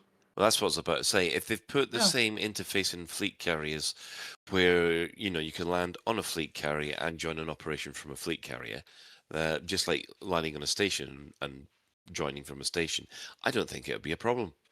The whole point of that being able to access this is that you all go to the same instance, regardless where you are in the galaxy. Unless you access it from a concourse. Yeah. Well, if it's part of the interface on the concourse, how hard can it be to put it in the same interface on a fleet carrier? Colin, no. You just shove it onto the terminal at the fleet carrier. Yeah, exactly. Or you have arcade machines. Which is what I've wanted for ages, because that would be great to see. I know. Never mind now. Arcade machines that let you join CQC or operations. All are good. Exactly. I really do hope it's more grounded than that. I don't want it to be. I don't want it to feel like a telepresence thing or like a CQC menu or something like that. I want it to be. I want it to feel more like you're doing something in game. More like frontline solutions kind of idea. Yeah, I want it to feel like you're doing something in game rather than fucking about in like a separate dimension that has no bearing on whatever happens in the galaxy. That's a whole different topic. Yeah, something to come back to at a later point. Yeah, I think so. I have a data node here. Oh, go on, Ben. Sorry. I believe Chris Five is wanting to say something. Oh, is he? Chris? He's put all the dots in. No, it's just I put in the bit from the Charlie's article where it quite clearly states virtually any inhabited location where they can dock the starship. Oh, so it could be I don't think fleet carriers count as inhabited. That They're sounds not. like not fleet carrier to me. That's a system, No. right? Yeah. Yeah, I guess so. Well, go out into the space where there's nothing. Sometimes you miss out stuff. We'll see. We'll see. Last time that happened, I think I was the only person defending the entire bubble from the Thargoids because everyone else was away on Distant World 3. But never mind. I have Commander Data Note. I'm staying home, but my scoundrel alt, Crimson Jack, will be evading the authorities by stealing a Mandalay and integrating himself amongst the fine folks of Distant World 3. Good luck. See, the first rule of integrating yourself amongst people is not to give away your name, Mr. Jack. That's like saying you've never heard of Captain Crimson Jack. Yeah. Oh god, that was so bad. I do apologise. Let's move on. Commander Yes. Jaronstad in reply to Datanode. One thing that's great with the Caspian is that you can go out on DW3 and then fly back home over the weekend. I was planning a speed run from Beagle Point to Amundsen Star before I caught the flu. Should be doable in 4 to 5 hours, maybe? Isn't that right? That can't be right. Well, the what was the Colonia, Caspian, half an hour? Yeah, he's got a point because one of the things about the Caspian was that I went from in my previous ship, which was the Imperial Clipper, it took absolutely ages to get from the nebula where I was back to a station where I could get a cat to get my Caspian. Picked up the Yeah. Caspian, 4 jumps. Yeah. Because of the. I mean, I've now switched off the neutron star things on my nav, so I'm now jumping a lot smaller, which is what I want. But yeah, if you're using the neutron highway, wow, that ship can. Yeah, lots of neutrons in the core as well. So. Yeah, there really are. There really are. I think my my Caspian leisurely stroll just before Christmas to drop up for that last present was only like 45 minutes, something like that.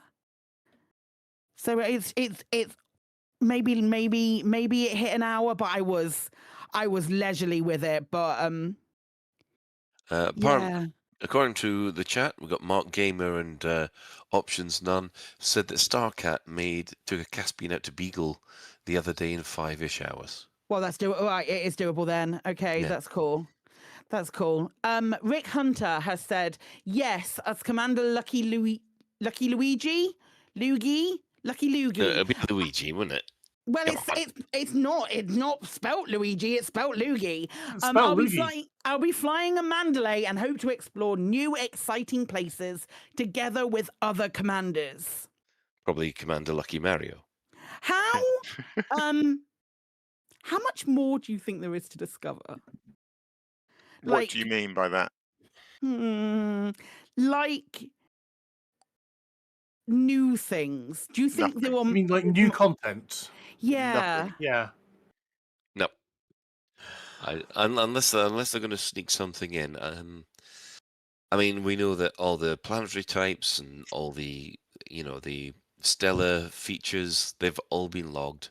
Although, to tell you the truth, if you have never seen some of those stellar features, they're well worth visiting. I'm looking forward to the what are the bundles of sticks with the fire in the middle? Brain trees? No. No, I've never been to one because they're so far out. Void hearts. Void hearts. Yeah, I'm looking forward to seeing a void heart. Never seen one.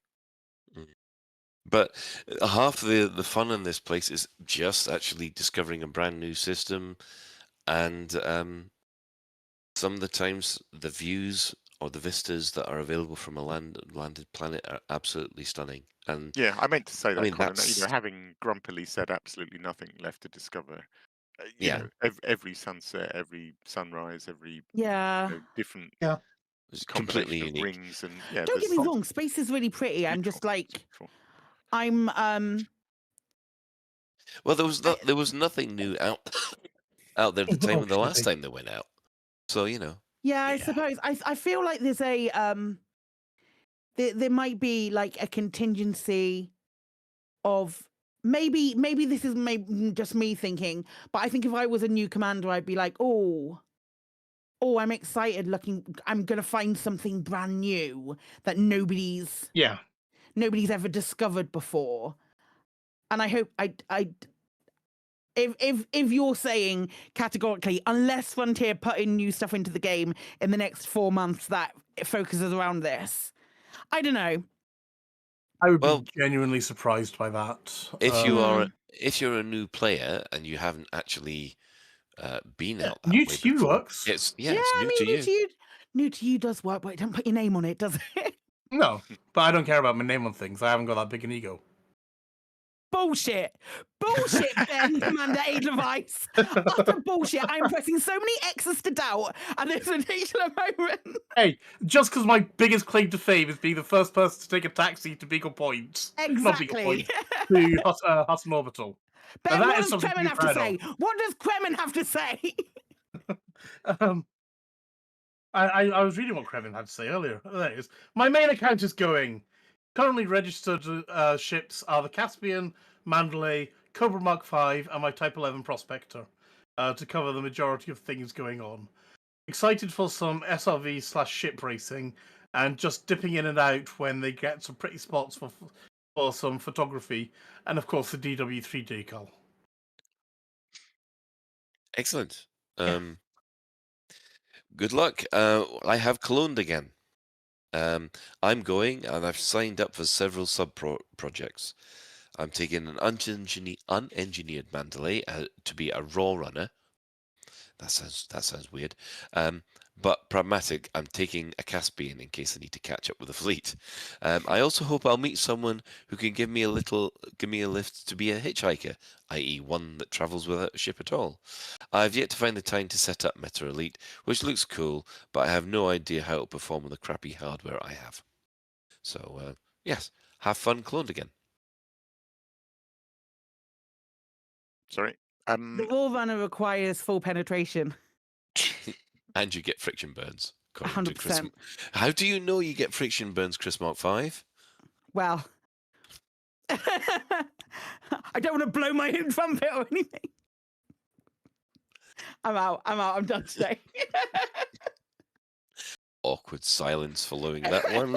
Right, Right, let it your sit. turn. That's just going to set that. Let that sit a bit longer. Chicken Cow God says, "I fear the Radicoider War will be holding me back.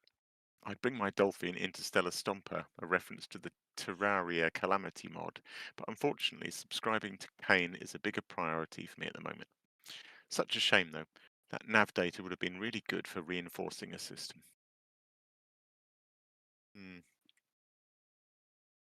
It might still be if you take a Caspian, just go out for the weekend and come back. So we're hearing. Yeah, I hear that's news. Nicey says, nope. I like to get distracted quite easily, and so I will be jumping around the core on my alt every so often. We'll definitely be keeping up with what is happening on Distant Worlds 3, though, given there has already been a few amazing videos. See the trailer for it. I can't wait to see what comes out of it. Also, I wonder where they will put the new starport. Oh, someone bought a dodo for it. Isn't that what this CG is for? A new starport? Am I wrong in that? Do we know if a new starport's I been don't know. confirmed, or is it just wishful thinking? It's a Or deep like they did space this before? infrastructure project. Oh, right. So Oh, so probably it's- multiple. Here's the thought. I wonder if Probably, the yeah. starport will deploy just in time for the operations launch, so that the DW3 people will have a chance I mean- to try it. Mind you, they're going to move on. No, that doesn't work. Never mind. Ignore me.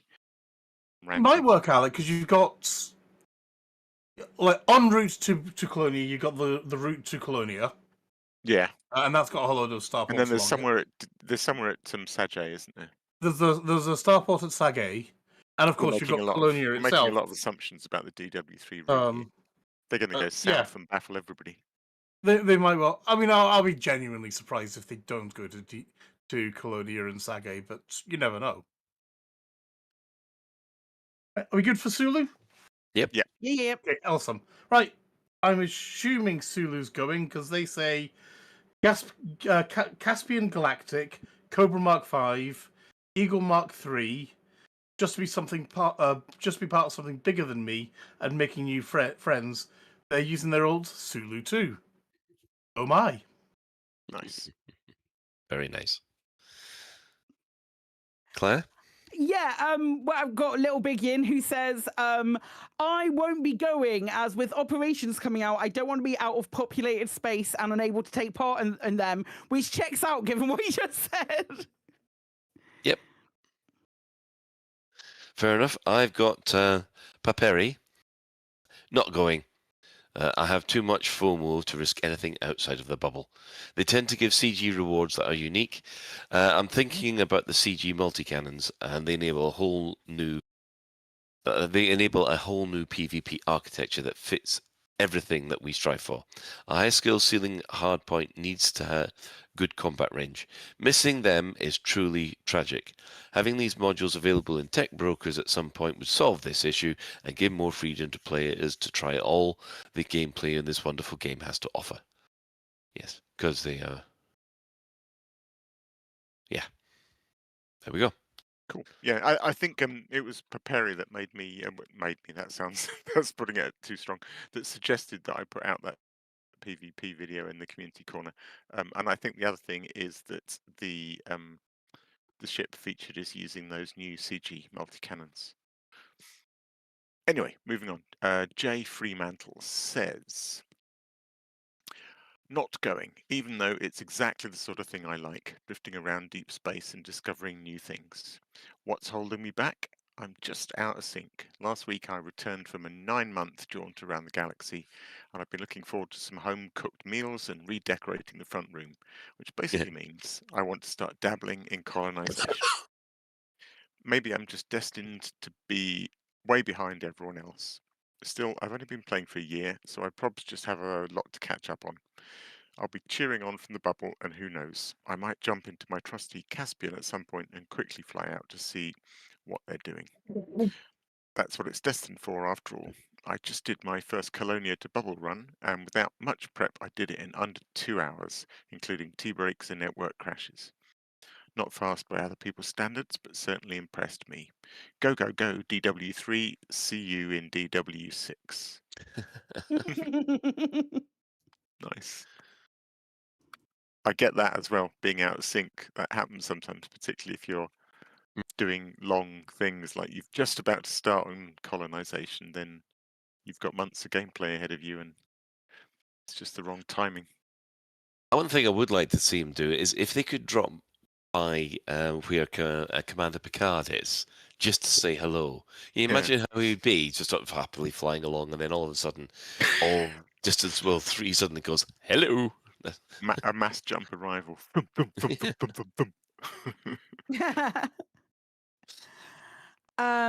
State Typhoon says, I'm still not sure if I'll go personally, but my cousin Ham Tornado and his sister VL Hurricane will be going.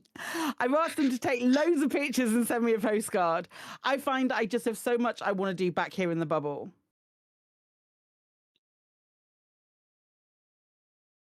As opposed to his friend Tofu Slight Breeze. Ueon is saying, or Oeon is saying, I'm going with an alt who's taking a Mandalay and a Caspian to hopefully see some strange new things. I'm planning on taking part in some of the surveys and to do some exploration / exobiology on my own too. Meanwhile, my main will hang out in the bubble, so I should have the FOMO covered either way.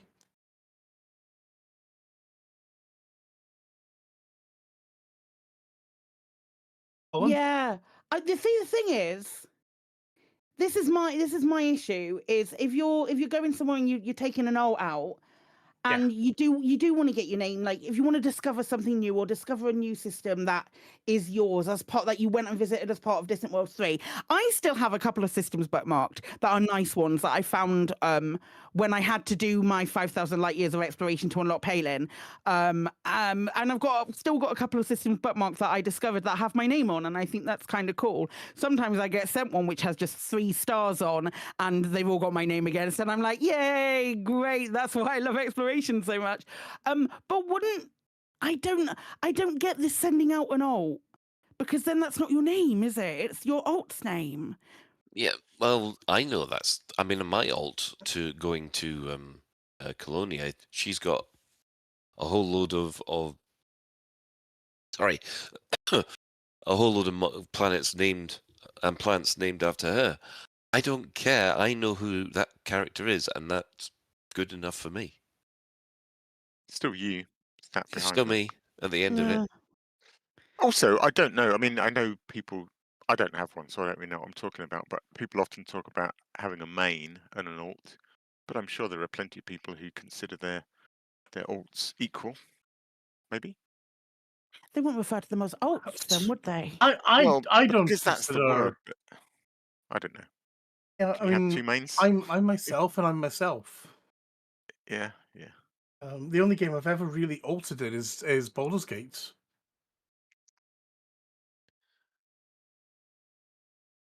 I would. I don't even know that that's an alt. Like I did a. Like that's just like restarting a main playthrough. I think that it's common in MMOs, right? You have your main, and then you have your alt who is assigned to something else or doing something else. In most MMOs, I've had, my main has always been my main, and yes, I've dabbled in alternatives, Mm-hmm. but they've never been Edelweiss. Which is the whole reason why I've had this commander name, character name, whatever you want to call it, since I was 16 years old. Yeah, I use this in everything, and it is my alter ego. Yeah. Yeah, I think that's how I feel about Psychic as well. Like it's a name that I've gone by for so long that putting a different character's name on something would be a bit strange. Yeah, would feel like I'm not attached to it. I'm sorry, Alec, or should I say Commander Alec Turner? No, I do see that. Anyway, I have a Pathos. My exploration account is going. I'm taking a Keelback, Mandalay, and a Caspian. I didn't do Distant Worlds 1 or 2, so I thought, or so it was. Oh, hang on, let me try again. Didn't do Distant Worlds 1 or Distant Worlds 2, so thought it was about time I joined one. Looking forward to seeing parts of the galaxy I've not seen yet. Hopefully, some nice screenshots. Got an SRV and SLF with me just in case of shenanigans. Why not? Why not? Excellent. VR 24/7 says, I spent 2025 building up my alt account so I could send it on DW3 without FOMO for my main. Well, I now realise that my alt would be having all the fun while my main would spend the next several months doing space chores. Needless to say, you'll soon be able to find VR 24/7 on the other side of the galaxy while my alt stays home to tend to a BGS war and collect CG rewards. I can't wait to make a few new friends on the expedition, and I'm looking forward to the change of pace after an intense year of colonization, time trial building, and two-timing all the CGs. Fair enough. I mean, Sorry to tell you VR 24/7, but we are going to have you building time trials. Just in a different part of the galaxy. Because you're really good at it. Right. Oh, I guess everyone needs to settle in now. No, it's all right. It's not as long as they usually are, because, and I'll explain you for why when Sir Oberon starts, because he says tonight this message is winging itself from a cold and noisy lay-by. So this is not likely to be full of your typical Sir Oberon's innuendo-laced wit, infectious charm, and opposed with a length and girth that makes any seasoned reader blush. So he's calling this in from his favourite dogging spot. Maybe. Wait, what? Jesus fucking Christ. Uh, for the record, I'm typing on my phone with one hand, which I added that, which never reads well in the cold light of day, but I'll do my best for you peeps. So, am I going on Distant Worlds 3? Sadly, no, and for a few reasons. I'm not saying they are good reasons, though. Alas, the biggest one is because I'm busy building in the North America sector and trying to reach a certain system of interest. I had hoped I would have reached it by now, but other non-game related life events have slowed me down. Secondly, my alt account, it's one of these ones with one of those alt accounts, is busy on the other side of Sag A, and there's no chance I will get that back in time, or any time really in the next few months.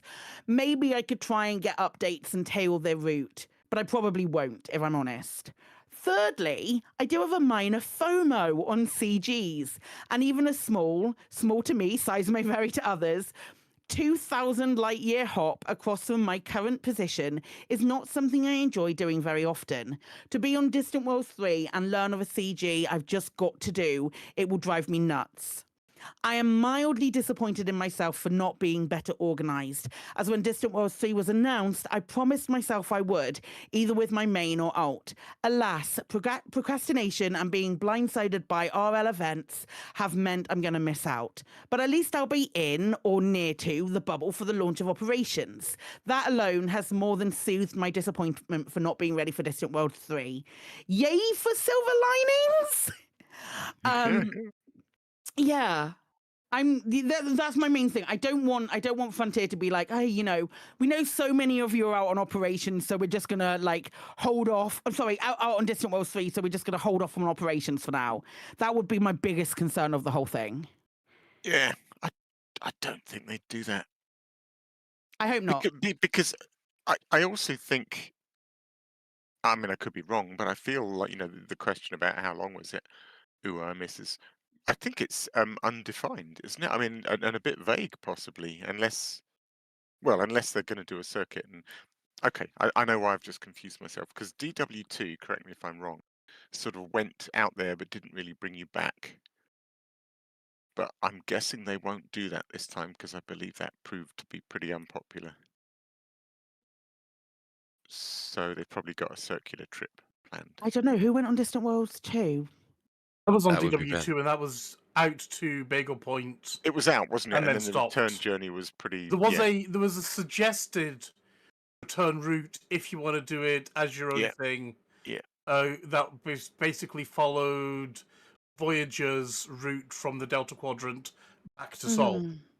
Yeah, thinking about it, I don't think they'll do that again. You want to I do think it, you they'll do bring it. people back. I think it will be a circle. A circuit, I should say. So it could be a fixed length of time, and they could have theoretically discussed with Frontier and said we'll all be back by January, February, March, April the 12th or whatever. But yeah, I hear your fears, actually. I don't know. Yeah, I just want, and I think, like, I'm going to be out there and say, yeah, I think it's really rather selfish of me to be like, I don't want Distant Worlds 3 to be the only thing that that fills calendars and stuff, because I think not only does exploration not interest me, but also it feels like I just want something else to like get my teeth into and get excited about again. Also, if it was planned, I do feel like, you know, from the comments we've been reading out, an awful lot of people are talking about FOMO. A good half dozen have said, I'm not going because I want to be here for operations. If Frontier knew that they were holding back operations for the end of, they could have bloody said. Yeah. I mean, I mean, they gave permission for Distant Worlds to say that there was they gave permission for Distant Worlds to say that there was going to be a CG the day before there was a CG, which is unprecedented and has never happened in the history of CGs in Elite. So you'd think they'd be able to say, actually, feel free to go on Distant Worlds. You're still going to be able to either access operations from Distant Worlds or you're going to be coming back it won't launch until after. Because if it won't launch until after, that's great. Let me plan out 4 months worth of content then. Yeah, the problem was with the first with Distant World 2s was it was great heading out there, but there was nothing happening on the way back. And I remember both Ben and other people, other crew members, complaining. I mean, was that right, Ben? I don't think I Trying to get complained, back. but I mean, the way I there have was. heard complaints. Yeah, the way there was definitely very much the expedition, and then afterwards it was do your own thing. But I don't think I complained about it, but it's been a long time now, and I can barely remember what I did yesterday. The thing is, and less so maybe these days, but it is tough. Like I remember when I did the Sagittarius A-Star Buckyball, which is obviously very much a one-way trip, you know, start line, finish line, and then thinking, it's now I've got to get all the way back again, and being really depressed about the prospect. It was like, oh God, I'm all the way out here, and I've got to go all the way back now.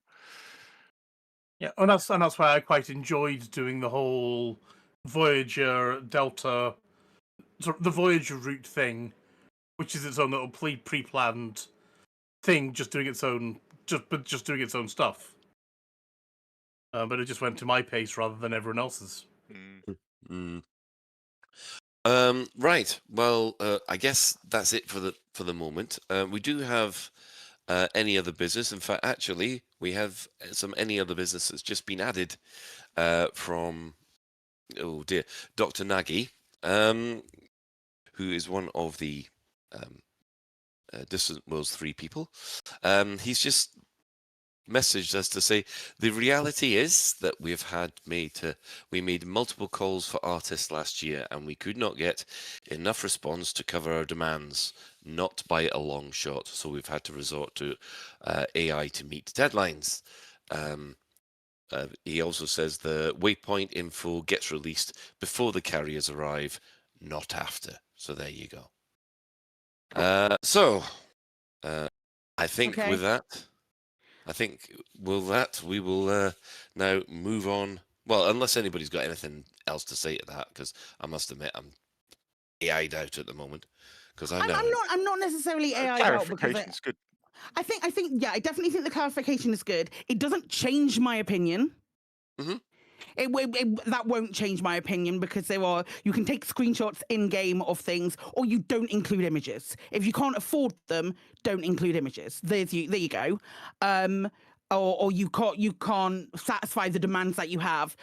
Have less demands. Those are your options, and you can't do it. But that's I will not be a hate out. I think it is a topic that we need to be considering and making informed discussions about, informed decisions about, by having that information on the front end rather than in a little blurb in the about section. Yeah, and tomorrow I've got to go to an AI workshop for work. So yeah, I'm really looking forward to that one. Don't get me started on that. Right, let's do. Anybody else got any other business? Nope. Okay then. Shoutouts. A sister station, Hutton Orbital Radio. It broadcasts on Thursday at 8:30. You can tune in at twitch.tv/Hutton Orbital Truckers, or if you just want the audio, go to radio.forthemug.com. For any discerning commander that likes a bit of CQC action, check out the CQC Discord at discord.me/Elite Dangerous CQC. And we're giving shoutouts to the other Elite Dangerous podcasts which have appeared. It's not over the last year, it's been for ages. So they are the Guard Frequency, who do other space games as well. We have the wonderful Loose Screws over the other side of the Atlantic. We have the bi-weekly Distant Worlds podcast. And of course, If You Speak French, I just let the funky music do the talking. there is the wonderful Elite Dangerous podcast, which also do those wonderful missions as well. So following on from this, we have the latest Galnet News Digest, as provided by Commander Witherspoon and Commander Beetlejude. And thanks to all those that have dropped by the Twitch chat, who are, he says... the ones in the bar were Rich, 1986 Rich, Siberius, JT, and Soccer42. Thank you, Chris Mark 4, for hanging out and keeping them company. So, special thanks to Commander Tokuso, JN Trax, and Alan Stroud, who all created music that we use in this show. So that's it for another episode of Lave Radio. If you'd like to get in touch with the show, you'll find all the contact links in the home/contact us menu of the laveradio.com website. And we also love getting all your feedback on Spotify. Do let us know if you have any questions or if there's anything you'd like us to discuss in a future episode. Lave Radio is recorded live on a Tuesday evening at 8:30 and streamed out at laveradio.com/live. So, thanks to Claire. Thank you. Thanks to Ben. Bonsoir, mon ami. Thanks to Alec. Thanks, Colin. Night all. See some of you on Sunday, not Saturday. Sunday. Sunday. Sunday. Sunday, yeah. Yep. And of course, special thanks goes to today's tech specialist, the Chris Mark 5. You're welcome. Excellent. So, until next time, Commanders, fly safe. And if you can't do that, fly dangerous.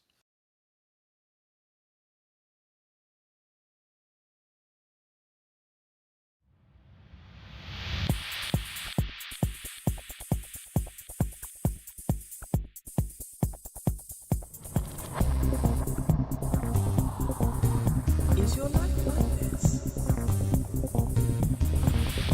Sounds like someone having an orange inserted.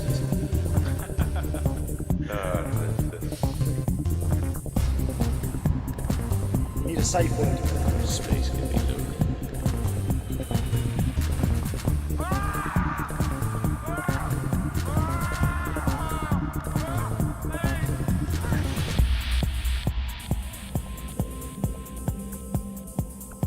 I'm gonna see the galaxy.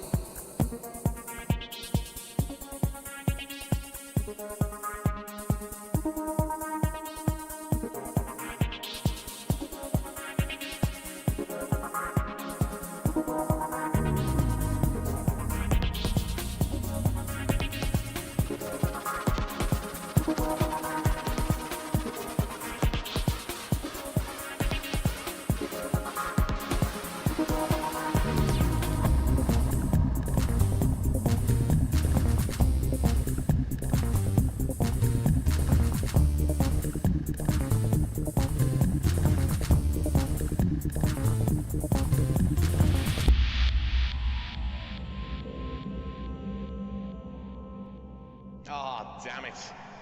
No worries, guys. Hold the fort for 2 seconds. I'll be right back.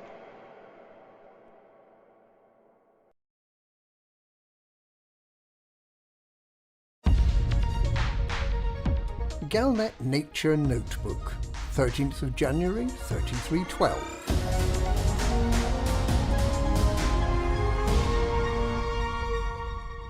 While preparations continue for the Distant Worlds 3 expedition, Commander Regza has been conducting lab-based research to find systems worth visiting. Galnet News Digest visited one of those systems he identified earlier this week. Eoch Flyue YK-K C10-56 Planet 1, a helium gas giant, has 3 moons in almost identical orbits that'll be in a 3-way collision later in the year. There are also much more frequent collisions between different combinations of 2 of these 3 moons. One of them is a non-landable sulfur dioxide world, and this fascinating system provides an opportunity to get a close-up view of its surface. Moon 1b, the sulfur dioxide world, collides with Moon 1a just under every 7 days, and with Moon 1c every 22 days. Moons 1a and 1c collide with each other every 10 days. So, there's a lot of colliding going on. On the evening of 12th of January, Moon 1b dissolved into the surface of 1c. Our reporter flew down to the planet's surface just in time to see the last bits of molten planet soak away into the crater floors. Moon 1b reappeared apparently intact 2 hours later. The following morning, it was Moon 1A's turn to have a ball of sulfur dioxide crash into it. Our intrepid reporter watched from the surface as Moon 1B approached.